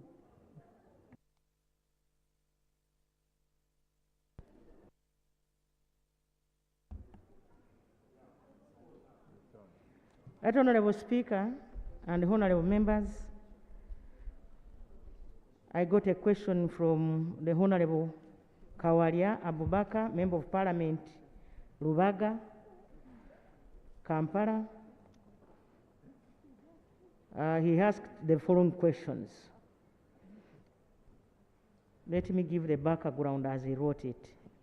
That slum dwellers form an integral part of the urban fabric and make a significant contribution to the urban economy. It is, however, obvious that these slum dwellers settle in marginal areas with high environmental and health concerns. The question is that as a government, why has it become difficult to spearhead the development of these slums by at least initiating affordable house projects for the urban poor, drawing reference to the upgrading schemes for spontaneous settlements that resulted into the execution of the Namuwongo upgrading and low-cost housing pilot project in 1987, and the Masese Self-Help Women Project in 1989. Right Honorable Speaker, the response is that the Namuongo upgrading and low-cost housing pilot project in 1987 and the Masese Self-Help Women projects in 1989 were projects of the NRM government. Government is working on strengthening the National Housing and Construction Company and revamping it as the housing delivery arm of government on low-cost housing, including slum upgrading.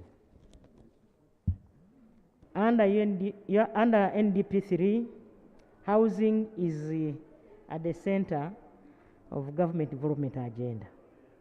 Government is targeting to reduce the acute housing deficit of 2.2 million by 20% and decrease the percentage of urban dwellers living in slums and formal settlement from 60% to 40%. That Honorable Speaker, Honorable Lumu Richard, Member of Parliament, Mitiana South, gave a background that since 2021 December, insecurity has heightened in Mitiana South constituency. Criminals had on several occasions attacked police stations, police posts, and killed some officers and stolen some guns. Over the last few weeks then, several police posts had been closed, and since that time, a total of 6 police posts were closed. And these were Namutamba, Kiryoka, Chibuto in Bulera Sub-County, Tanda in Itamu Division, Nakaseta in Busimbi Division, Chikandwa in Chikandwa Sub-County. The close of these police posts had led to more crime and insecurity in the said communities and the Mitiana district generally than before. Residents were then living in fear and for their lives and property. In December last year, 2 police officers, that is 38-4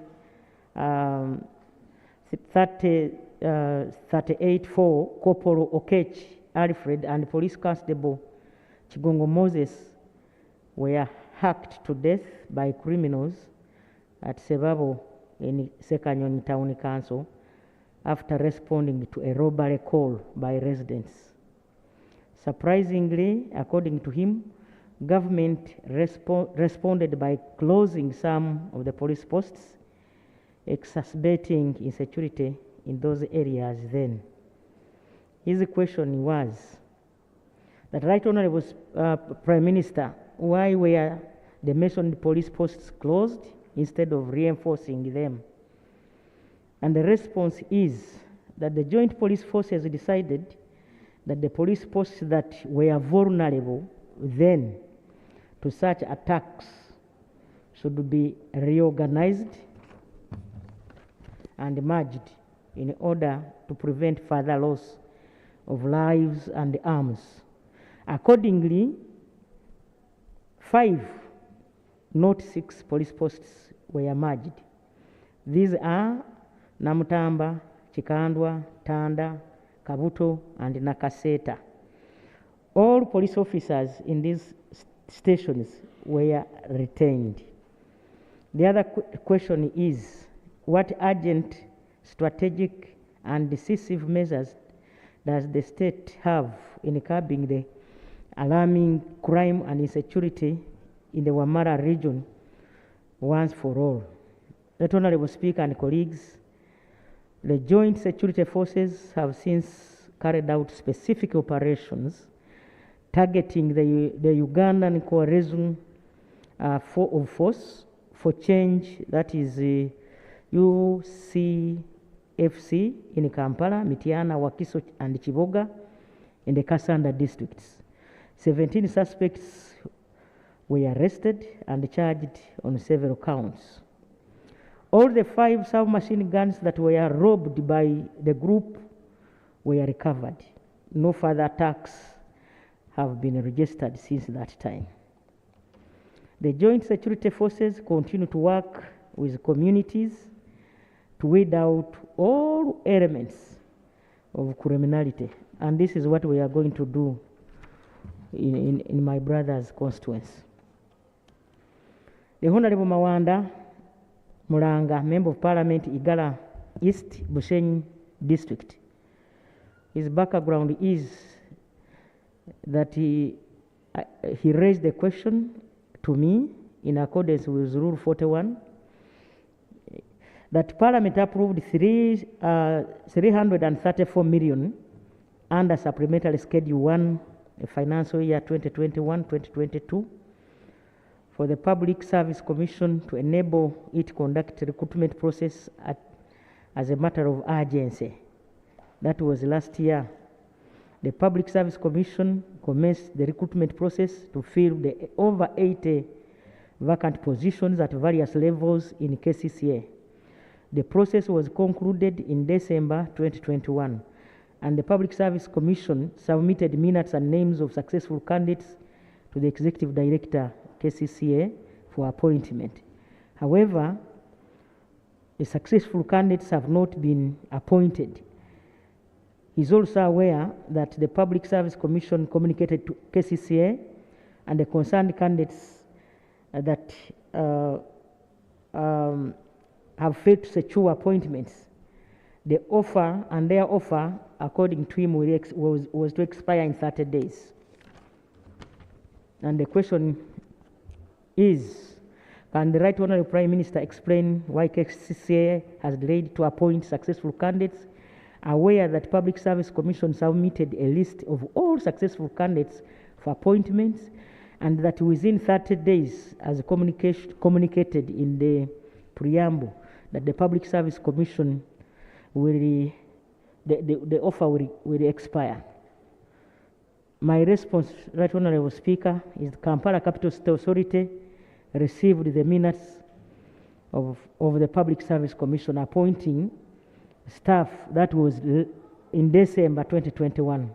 And in January, the Secretary Public Service Commission started issuing notes of appointment to successful candidates. Kampala Capital City Authority has completed the recruitment exercise.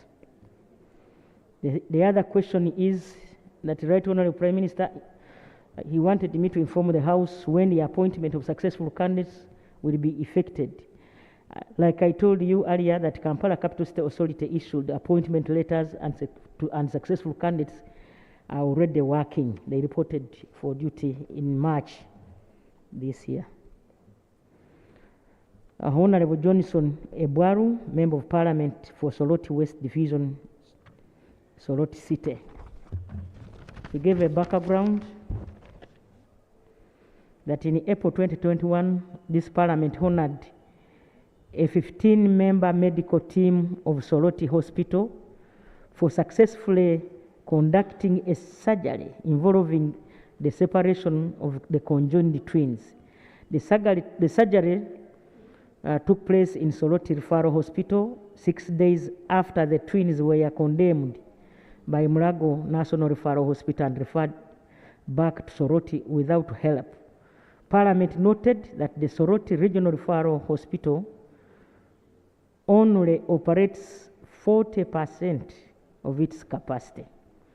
In honor of the above, Parliament recommended the following: rehabilitation and equipping the hospital, expansion of the theatre, enough staff of the hospital, installation of the CT scan in the hospital, awards to the medical team, amongst others. However, 7 months later then, honourable colleagues, you realize that we have not been answering your questions. Some of these questions have stayed for some time, but I've tried to update them because so that they can be uploaded on the answered properly. 7 months later, nothing has been done yet. It would help to cut down on referrals to the National Referral Hospital. The question is what is causing the delay? The Ministry of Health, this is my response, Right Honorable Speaker, that the Ministry of Health has planned to construct a new Soroti Regional Referral Hospital on a new site. The land has already been secured. The master plan development is in progress. Once it is complete, it will fully be equipped with modern and expensive theater. And 100 meter oxygen plant, which is under procurement, will be fixed in the hospital. A regional blood bank is also being constructed at the new site of the hospital. Government budgeted for the installation of the CT scans for all regional referral hospitals, and Soroti Regional Referral Hospital is among the beneficiaries. The procurement process is almost complete. Regarding more staff, the Ministry of Health has advised the hospital to prepare a recruitment plan for more staff. The Soroti Regional Referral Hospital team that performed a successful operation of the conjoined twins were awarded medals by HE, the President of the Republic of Uganda, at the NRA Liberation Day on 26 January 2022 at Kololo Ceremonial Grounds. And the government is enhancing salaries for doctors, consultants, and all other medical cadres this financial year. Right Honorable, if you could lend me a few seconds in your time, I recognize our guests who are witnessing you present. We have the Right Reverend Robert Muhirwa, Bishop of Fort Portal Diocese. And he will be leading High Mass at 5 p.m. And colleagues, I urge you to join us. He's accompanied by Father Charles Oyo and Father Edward Muhumuza, Father Richard Bomera, and Father Frederick Singire. And of course, Honorable Alex Ruunda, Honorable Linda Irene, the ones who are coordinating for us. I want to thank you. And there will be a meeting at Namugongo on 3rd of March, of June, Matters Day. So, and Parliament, through the Office of the Speaker, on your behalf, colleagues, has contributed 50 million for the organization. I want to thank you, colleagues. Right Honorable, sorry for the interruption, but I felt it was important. You know he's watching you. Right Honorable Speaker and colleagues, the Honorable Dr. Samuel Opio Achut, Member of Parliament, Kole North, asked the following question. He gave a background that on 30th June 1977, the East African community came to an end and thousands of workers were laid off without payment of their service benefits. Monies for payment of their dues are understood to have been submitted by the East African Fund manager, then Crown Agent of London, to each of the East African governments, including Uganda, in 1980s. In the year 1990s, government proposed a next gratia payment of 7.7 million Uganda shillings per claimant, which the former workers rejected and went to court. A consent judgment was made on 27 December 2000 under civil suit number 1010 of 1996, in which government agreed to pay retirement benefits to the former East African employees.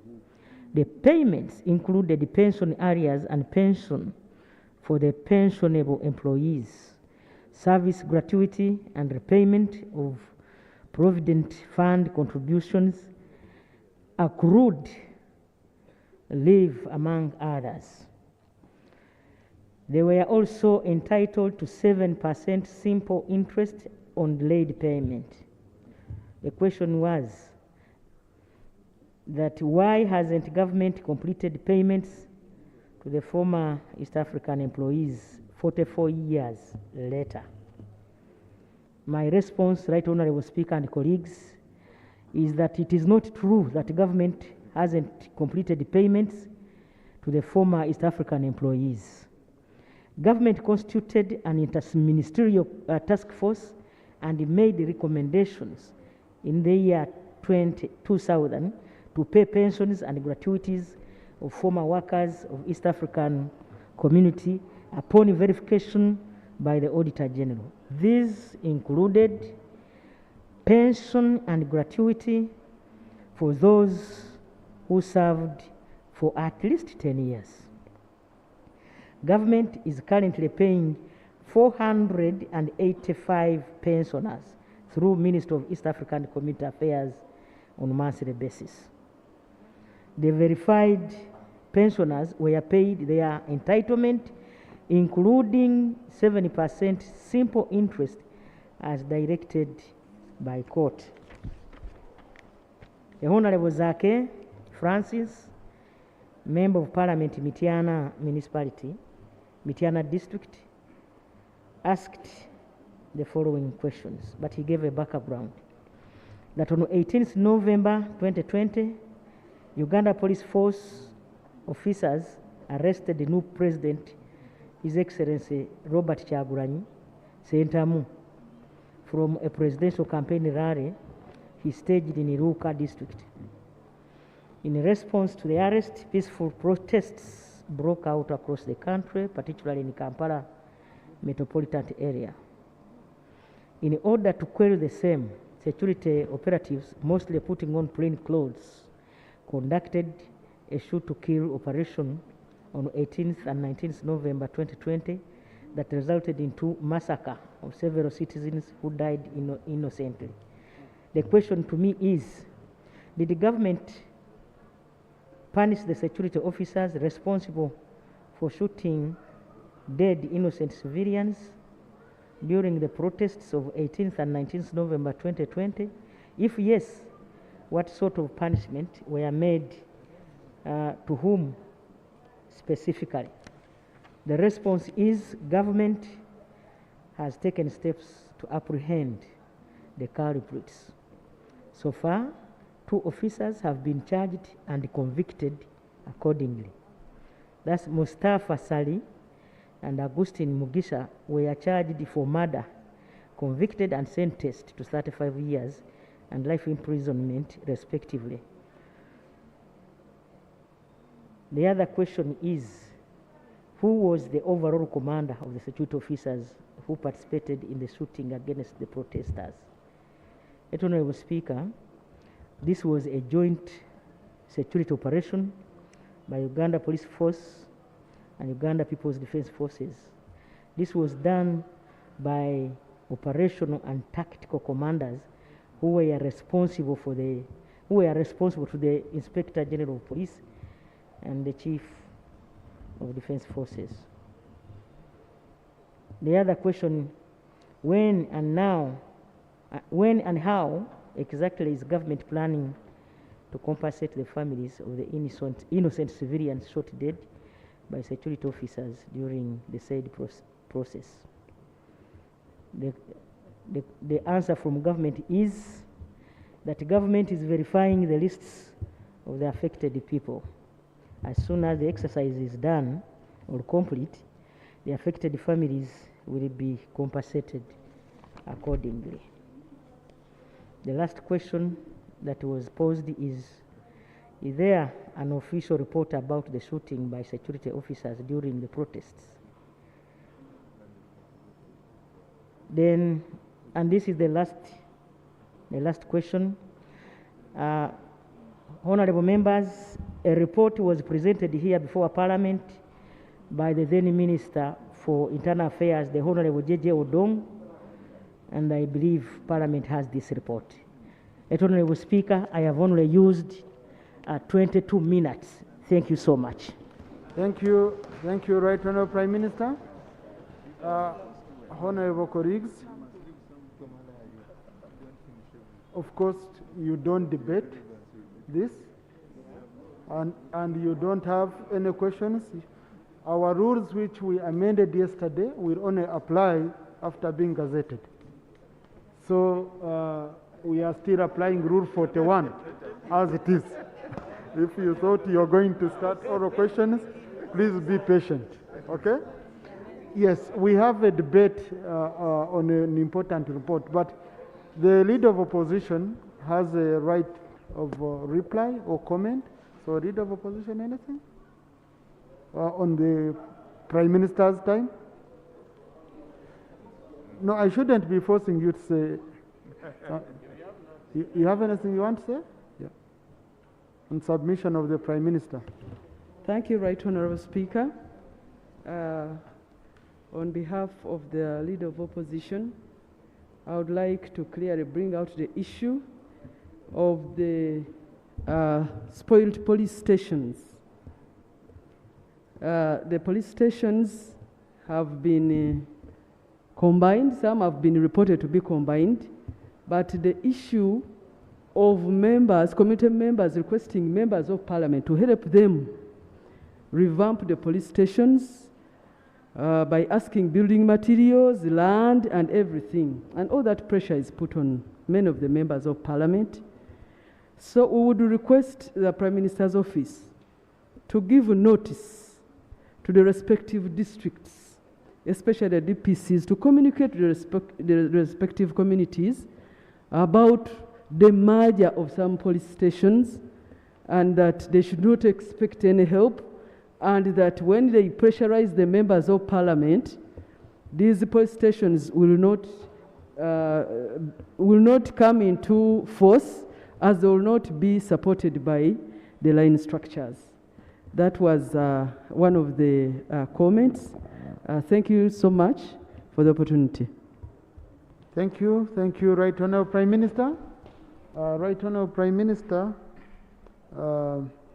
Clerk, I think we should also have item number 4 sorted so that we go back to the debate. The motion.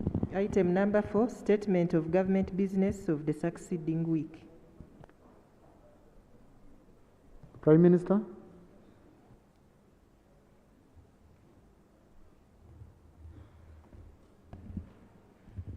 Right Honourable Speaker, statement of business by the Leader of Government Business. I move under Rule 28 of the Rules of Procedure, which requires the Leader of Government Business to make a statement in the House regarding the government business of the succeeding week. I'm therefore submitting the following government business for the succeeding week, that is 3rd May to 5th May 2022. 1, introduction for first reading, the Museums and Monuments Bill 2022. Then number 2, motion for resolution of Parliament to amend the resolution of Parliament on the supplementary expenditure schedule number 1 for the financial year 2021-2022. Right Honourable Speaker, I beg to submit. Thank you. Clerk, capture that business so that it's on the order paper. Procedure. Thank you very much, Mr. Speaker. Mr. Speaker, the procedure issue I'm raising, I heard the Prime Minister saying they want to amend a supplementary schedule 1. The procedure issue I'm raising, Mr. Speaker, under what rule do you amend supplementary budgets? Honourable, that's in anticipation It's just informing you of a business they are bringing, and this business is submitted to the clerk and the presiding officer, and we engage and we see whether it qualifies to go on the order paper or not. So it will be handled by the presiding officer. Colleagues, let's resume debate on the report of the Committee of Gender, Labor and Social Development on gender-based violence in the districts of Moroto, Amudat, Kapchora, Kwen, Tororo, and Jinja. I had picked Honorable Nachimuri Heren, but I don't see her here, so I'll start with her neighbor, and then I follow with Honorable Nsibambi. I'll also come here. The Prime Minister has given us some minutes, so we shall utilize them effectively with the debate. Thank you so much. Thank you so much, Right Honorable Speaker. My name is Betty Ethonalima, the woman MP of Wakiso District and also Shadow Minister for Local Government. Right Honorable Speaker, having read the report so well, I only wish to emphasize that as we continue to plan for ensuring that we have no more gender-based violence, let's not only look at one side. And this one, because given the report of the Ministry of Gender for April and January 2020, and also it was further evidenced under the Gateway Research Center, very much well quoted, that the districts of Kampala and Wakiso were affected so much as far as child violence is concerned, and also the districts of Chitugum and Kasese were very much high in intimate partner violence. Let's really now have a general solution for matters of gender-based violence.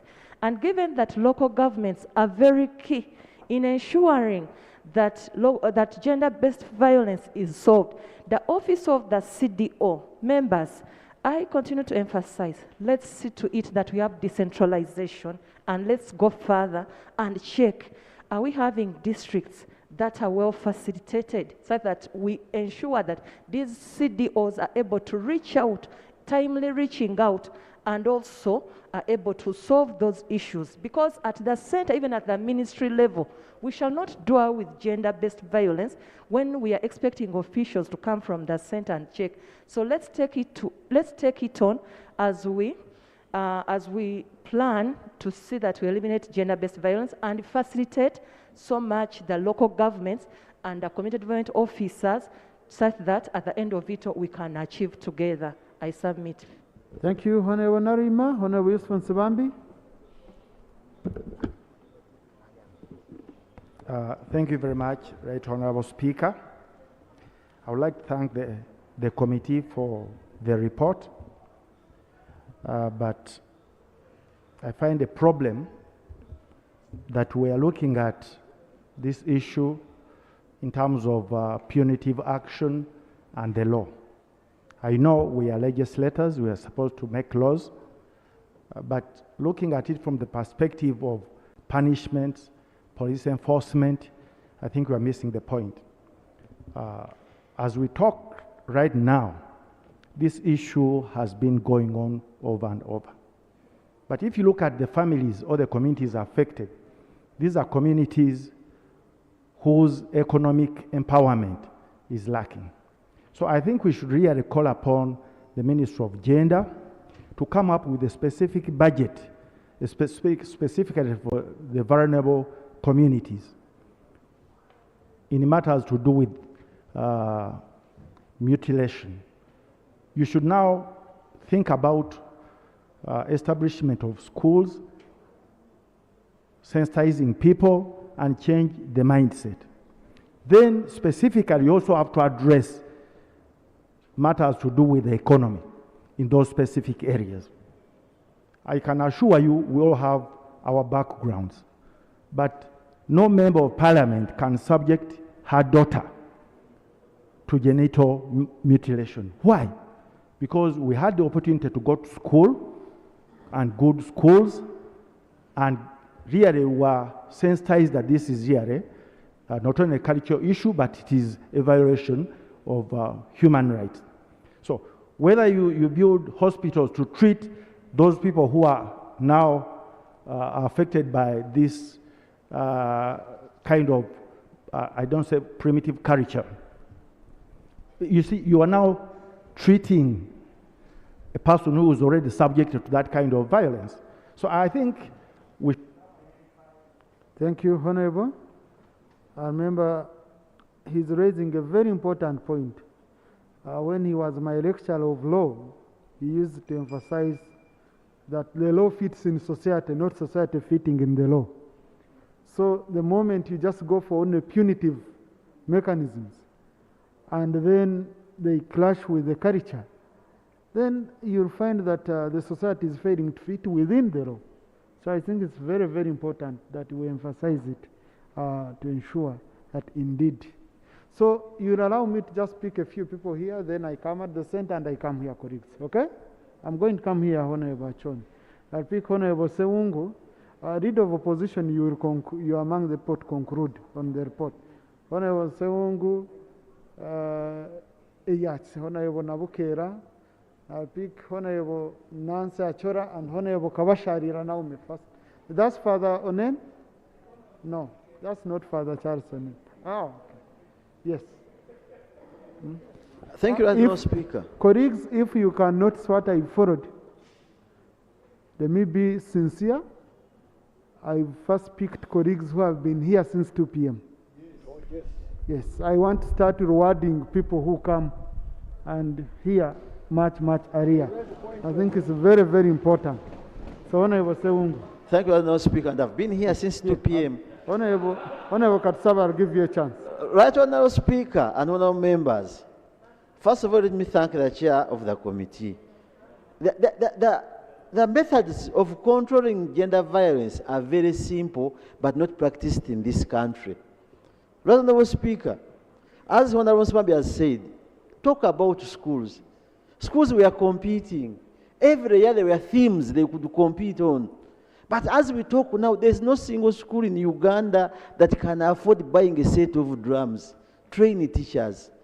When you talk about LOCs, are you funding them? These LOCs would be helping in this. In the Catholic Church where I come from, we have people called the Basesa. Right, Honorable, you know that because we are Catholic, I'm sure of that.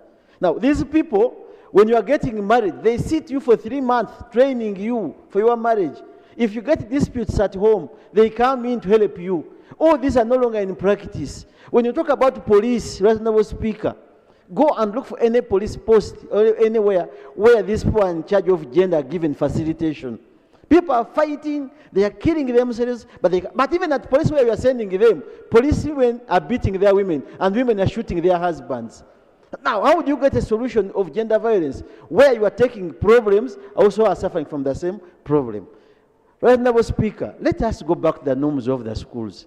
These children, when they are trained, they go back and sing these songs. They recite poems at home. Even their parents come for school concerts. They hear those songs. Daddy, stop beating mommy. Mommy, stop beating dad. And their parents will start despairing. But for us, we think we shall use technical methods. LOCs must be given a lot of strength because they see people daily, but they are always demanding for money. Once it comes for elections, you will see government giving LOCs. Thank you, Honorable. Thank you, Right Honorable Speaker. Nabukera Hanifa, Woman MP Mukono District, also Shadow Minister for Human Rights. I want to appreciate the report of the Committee on Gender, and I also want to appreciate that you want to put justice centers and courts in those areas, but at the same time, we should not forget that these cases begin from police, because you lodge in a complaint at the police. Police normally don't, they delay to complete the files. They say they are still investigating, which hinders cases not to be taken to the Attorney Generals for sanctioning on time. So I urge the government probably to put an investigative team to investigate these cases at the police, such that they are taken to court and cases are kicked off for justice. Thank you so much. Thank you. Lamo. Right Honorable Speaker, I want to say thank you for this opportunity. And I also want to thank the Committee of Gender for bringing the report. the issues why we have escalating cases of GBV in Uganda. It's not just in the few districts that has been mentioned, but most importantly, we need to first look at the root cause of this GBV in the country. Most of these families that has issues of gender-based violence, when you record them, you see that most of the husbands in those homes, they don't have money. They are economically disabled. And when they have inferiority complex, especially on issues where women are in cash box, they go and collect money, they are empowered economically, and they come back home, their husbands feel insecure. And definitely the children and the mothers always, at the end of the day, they get suffering because the men will always go and sit at the roadside to drink waraji, starting from morning. So moving forward, I want to encourage the government, especially Ministry of Gender, Labor and Social Development, when they are bringing programs to empower women, the role model men in the society should also be empowered. For example, the parish development model that we are talking about, we should not leave the men behind. Because when a man sees that Nancy is richer than him, it definitely, my husband will become disabled, he will become inferior. Whatever you will bring in the house as an idea, the husband will think that you want to override them. So we need to preach and practice the gender equality in society if we want to reduce on issues of gender-based violence. And then two, even at school, I think those days we used to have drama at Ntungamo.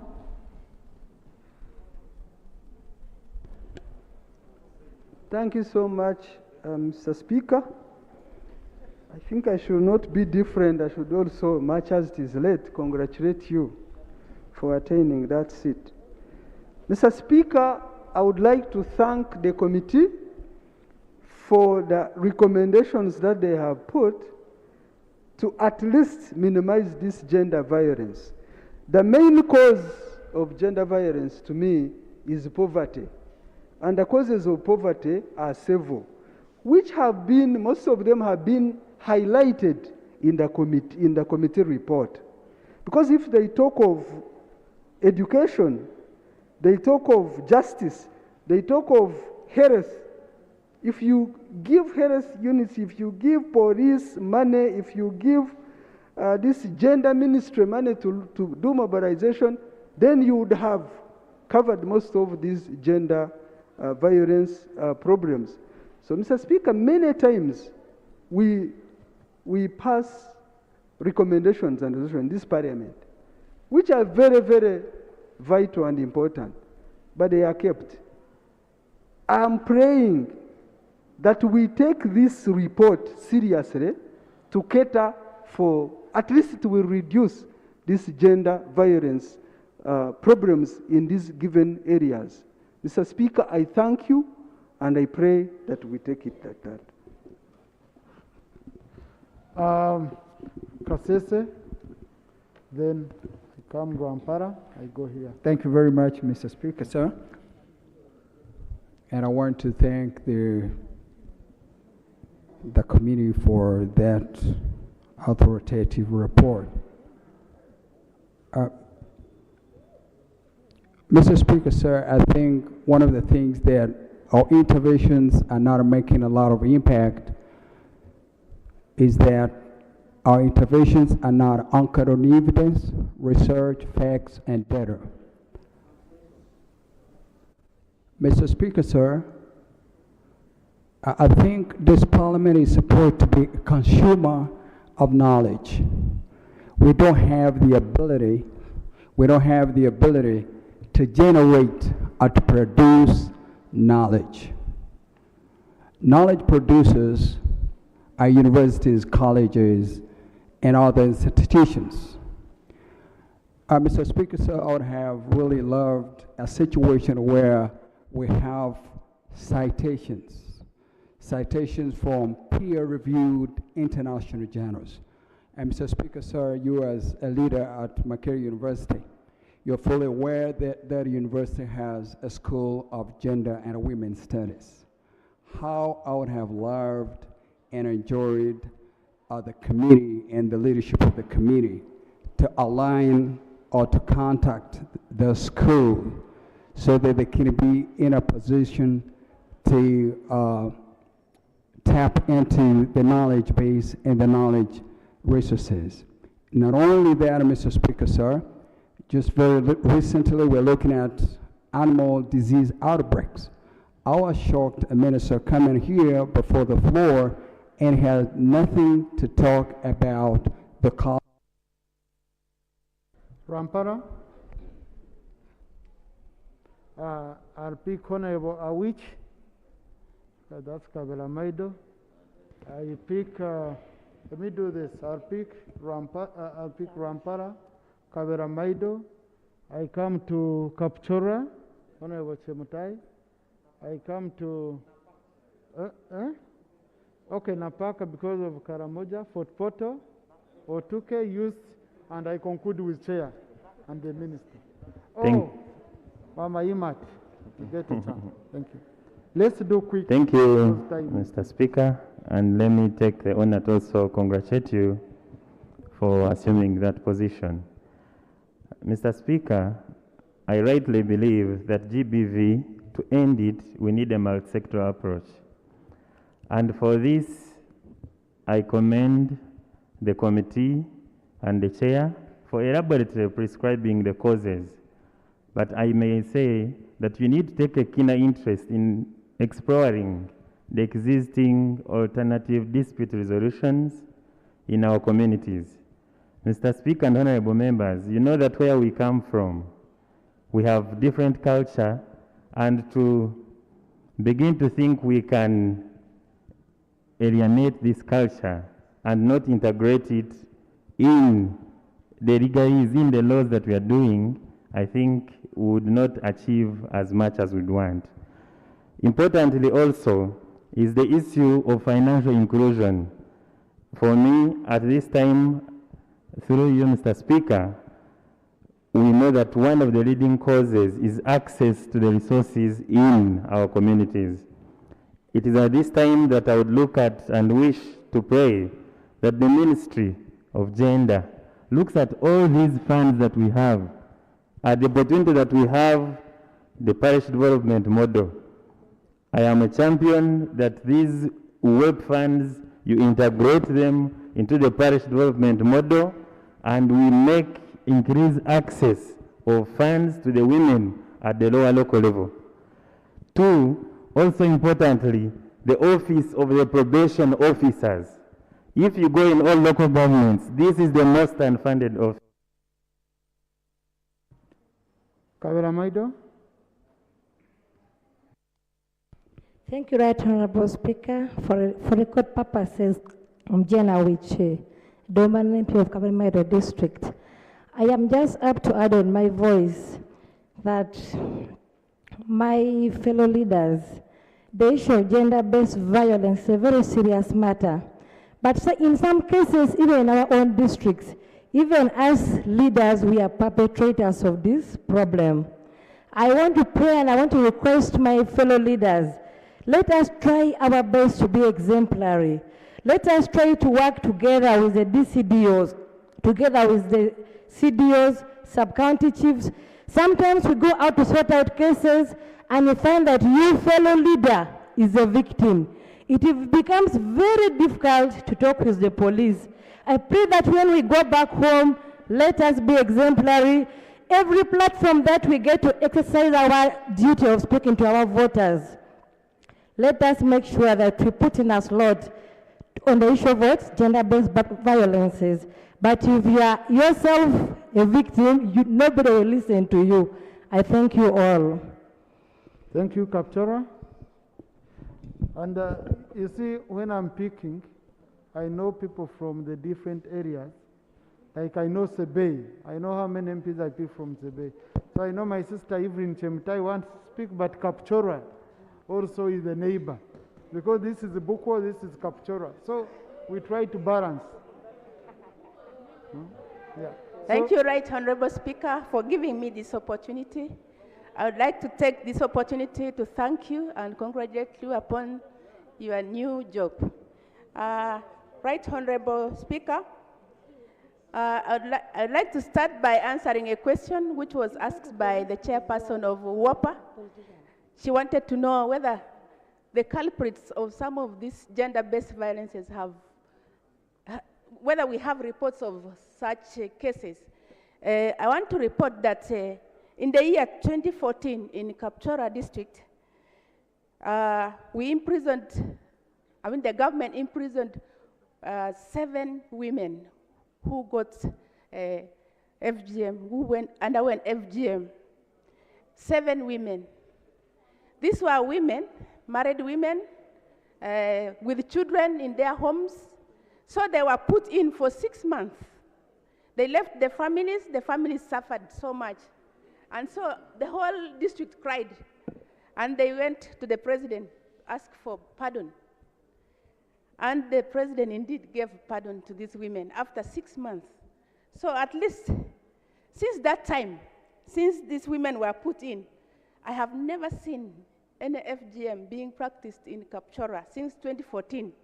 If it is there, it is being done privately or stillishly in hiding. We have never seen it again.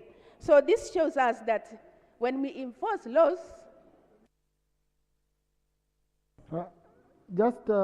Honorable Chemtai tells me she's a victim. So colleagues, we have a colleague who says she's a victim. Let's listen to her. Thank you so much, Honorable Speaker. Actually, I'm a victim of FGM, but positively. Yeah, I want to just add on something in the report. Honorable Speaker, 3 schools where actually the government gave us 3 schools, the anti-FGM school, but the only school that was taken to Buko has never been built to date. 5 years ago, it was taken by the government. As we speak, the thing is just still water and mud. So I think the chair of the committee should take note. We need that school, Cortec Girls, to be immediately constructed. The surgeons also and the team that prepared the girls for FGM, they were prepared that they were going to be paid something small or compensated on what they were doing. But to date, they've never done anything to those women. So they'll go ahead and practice whatever they've been doing. Another thing, Honorable Speaker, just as Karamoja was given State House scholarship, we face the same thing with the people of Amdat. The girls of Sabay sub-region have nothing, and it's only education that will help them to get out of this FGM. Please, can the girls of Sabay sub-region also benefit from State House scholarship so that they can abandon the practice? We also requested for special counseling for the women that have already undergone FGM. There is a preaching everywhere saying going through FGM is bad. Women are traumatized, but no one is speaking to them and telling them what they should do. So we are now having women who are suffering, they are sick because everyone goes there and they've been abandoned in the community that because they practiced FGM. Honorable Speaker, we also request that the committee chair. Thank you. Thank you so much, Right Honorable Speaker. For the record again, Waya John Bosco is my name. I come from Napak District. I'm glad that the committee looked at Jinja and Moroto because the source of what I'm basically seeing as one of the key causes of the domestic violence is actually the availability of crude waragi, crude and illegal waragi. It is too much. In the study that was done by COW, Local Development and Alcohol Abuse, only in 2 years, there was a rise in domestic violence by 17.1%, just as a result of the availability of crude waragi. And I don't know whether it is as a result of the deliberate lack of enforcement of the Nguli Act, because you will be surprised in Napak, just next to the district police station, that is where the dealers of the crude alcohol are. You have the crude alcohol being sold and moved in jerrycans in the morning. So you wonder whether all the roadblocks that we have from Jinja through to Moroto are actually alive to the existence of the crude waragi. I can tell you it is disastrous. And when you see the number of many children coming in the streets, it's because of the inability of children to be able to be surviving in particular homes where their parents are actually drunk all through. And that is coupled with the poverty. So alcohol becomes a cheaper thing to be able to take, because once you take, you are high, and the stomach which is empty is actually filled. So I really think there is need, as much as possible, to look at this enforcement of the Ngulu Act, or even a modification of that act, so that they can actually be able to deal with these individuals that are dealers. Thank you, in Honorable. Nguli. Thank you. Fort Poto? Thank you, Colleagues, I remember, Honorable Alex, in the 10th Parliament, this House pushed really, really hard, and we banned Kavera Waraj, okay? And we thought we were mitigating. Now, most of the men these days, especially rural men, they just go drink Waraji, thinking they will survive on Mkama Nayamba, and those other drinks.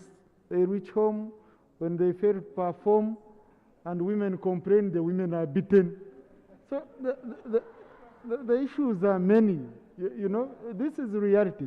I think we shall need to deeply look into these issues, and through the action report, where I will guide at the end. Fort Poto? Yeah, thank you, Right Honorable Speaker. And I think we need to speed up the alcohol bill that is being proposed, such that we control the intake of alcohol unnecessarily.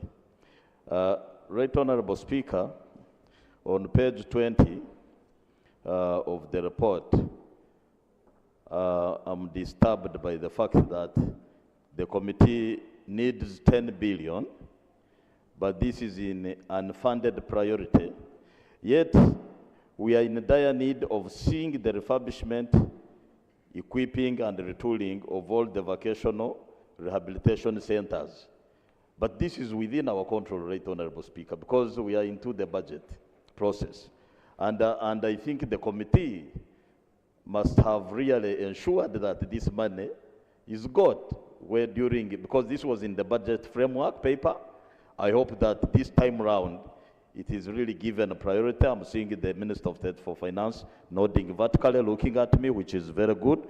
And the Minister of Gender is here. So we should really, during appropriation, ensure that this 10 billion is realized. Finally, I was really disturbed on page 21 in the conclusion, and I wondered, because they said that in Tororo, it is the other way around, that the men are the one being beaten by the men. Even in Busheni, And Right Honorable Speaker, that side. yeah, I got really concerned because my brother, Honorable Katsabe, is really in Tororo. So I pray that he is really not facing the problem. Thank you very much. Otuke? Thank you very much, Honorable Speaker. For the record, my name is Julius Achon, Member of Parliament, Otuke East Constituency. I would like to thank the committee. Their report is so beautiful and nice. Now the question is, we as a legislator who makes law, a look at this way is going to be a long story.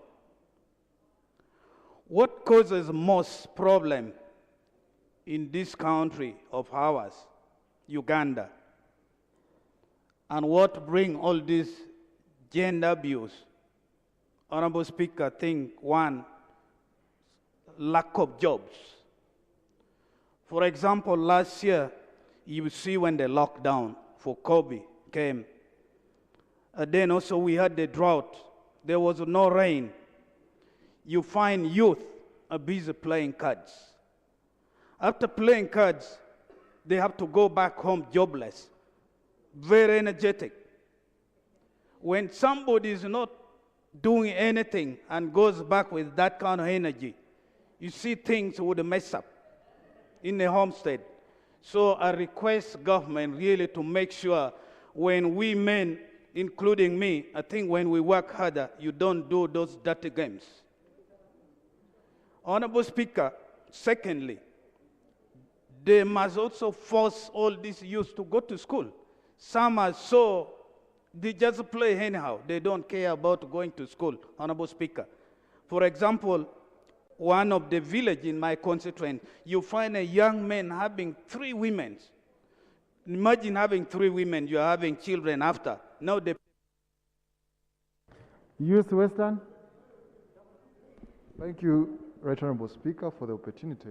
Right Honorable Speaker, I wanted to reiterate that the fight against GBV cannot be won alone by government as a standalone. Like colleagues earlier stated, this issue needs to be approached from all angles. The church as a very big player, the cultural institutions, and then the government. Right Honorable Speaker, the committee makes a wonderful recommendation, their first recommendation on page 8, that there is need to translate all the existing laws and popularize them. Honorable Speaker, it is quite depressing that most of our communities don't understand or don't even at all know that there are laws that protect them. During the COVID lockdown, I tried to interact with my community, asking them, why is it possible that a young girl who has been defiled is pregnant and yet the culprit is walking on the street? And then the parents tell you, now what do we benefit by prosecuting this individual, and yet we can squeeze them at home and they compensate? Our communities don't understand that provisions in the law, for example, Section 129 of the Penal Code Act, 129A, provides for both the serving a sentence and compensation. There is need, Right Honorable Speaker, for us to put in effort and sensitize. This can be done. Government already has radio airtime. Let it provide airtime to MPs, at least monthly. Let us discuss these things, tell our communities about these laws that exist to protect them. Thank you very much, Right Honorable Speaker. Now, colleagues, I can't give you any more time, but I have 2 colleagues who have been here since we began, and they are likely to make their maiden speeches. And of course, it can't be Mama. Mama, your time, I booked it. Okay? Honorable Oseru Arua and Ginger. They've been here from 2, and I promised them yesterday that they will speak. Okay? I know, Honorable, then we shall get guidance from our senior. Honorable Nachimurihere, and I called you 3 times. You were nowhere. So really, I can't go back. Ginger. Oh, engineer. Thank you so much, Right Honorable Speaker, for appreciating me for being a good timekeeper. First of all, I want to thank the committee for the wonderful report. And according to the committee, one of the districts that have been affected is Ginger. And I represent Ginger as the woman member of parliament. First of all, when the committee was trying to identify one of the reasons for gender-based violence in those districts, one of the reasons was the limited access to education. Right Honorable Speaker, the fact is that our young girls sometimes avoid going to school because they lack menstrual hygiene kits like pads. Right Honorable Speaker, when a young girl goes to school and she's in that time of the periods that we call the periods according to women, she can be unable to study very well in class and she may end up going back home.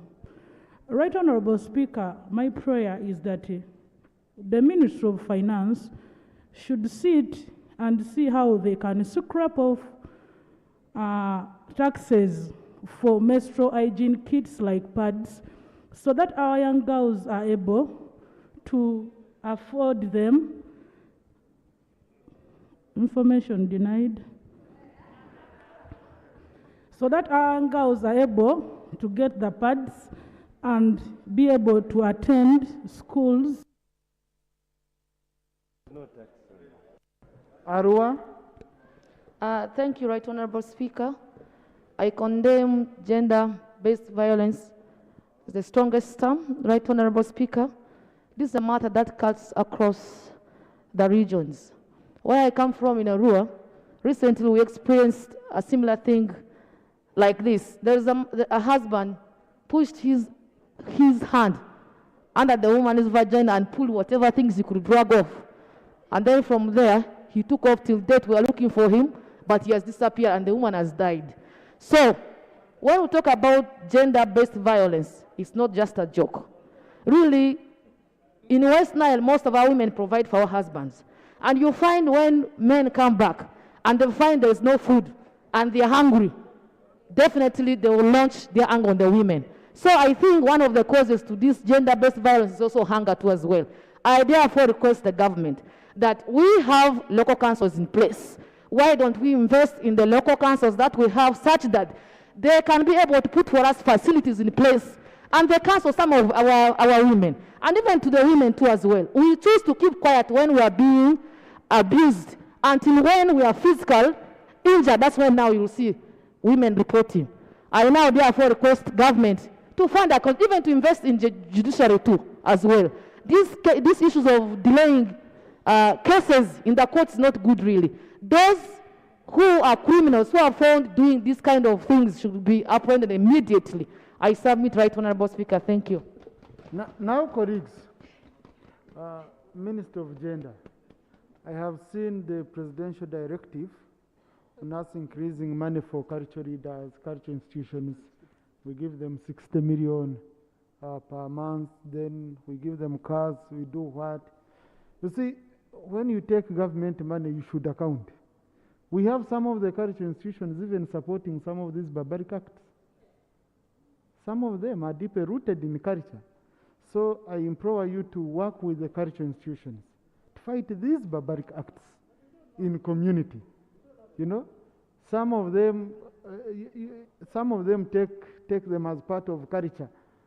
And I think it's something you can look at. You don't need to say, Parliament wants you to do ABC. No, we are just requesting you to work with them, and you see how best we can get something good out of them instead of them supporting these barbaric acts. Ma'am Cecile, go ahead.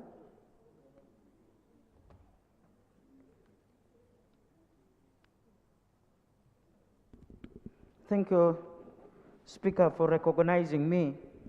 Speaker, this is a very important subject we are discussing. I have looked at the report and I have found that it's quite realistic. However, I just want to raise 2 points. One, who should be the driving institution to correct the situation?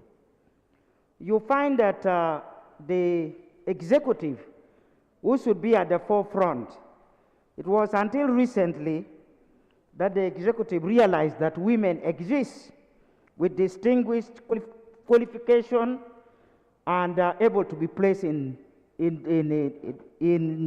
top positions. You are aware that for years we have had the Prime Minister's office all occupied by men. And yet there were women in NRM with distinguished qualifications and training, but they could not be there. But we thank God now, so at least now they have realized. We need to thank them. When you go to the judiciary, Right Honorable Speaker, we need to line up the judicial system in such a way that they can humanly handle domestic violence. If a girl is defiled by a man and the man is taken to prison, and this policeman who is handling the case of the girl could be a defiler himself.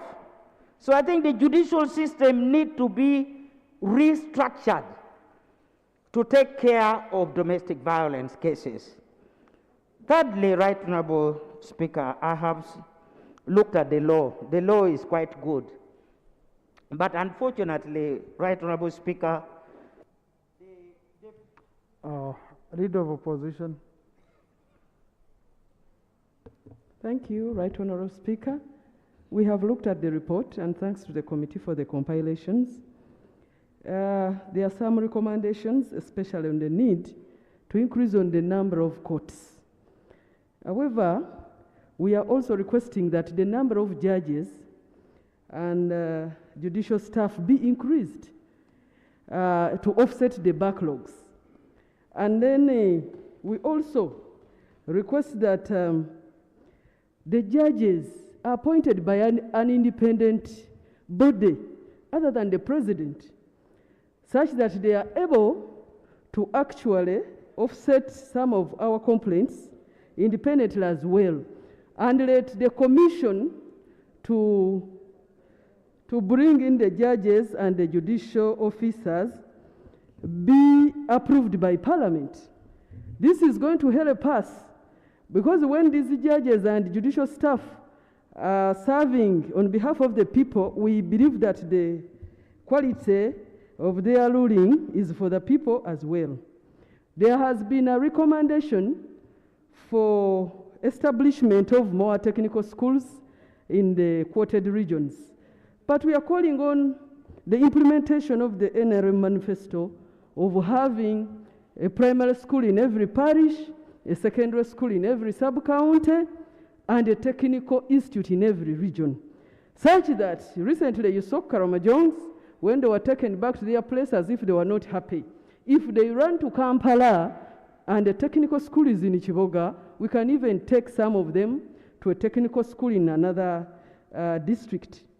But at the same time, we are seeing no priority to the 10 billion that was requested to establish. Yes, honorable colleagues, I know you have very valuable contributions to make on this matter.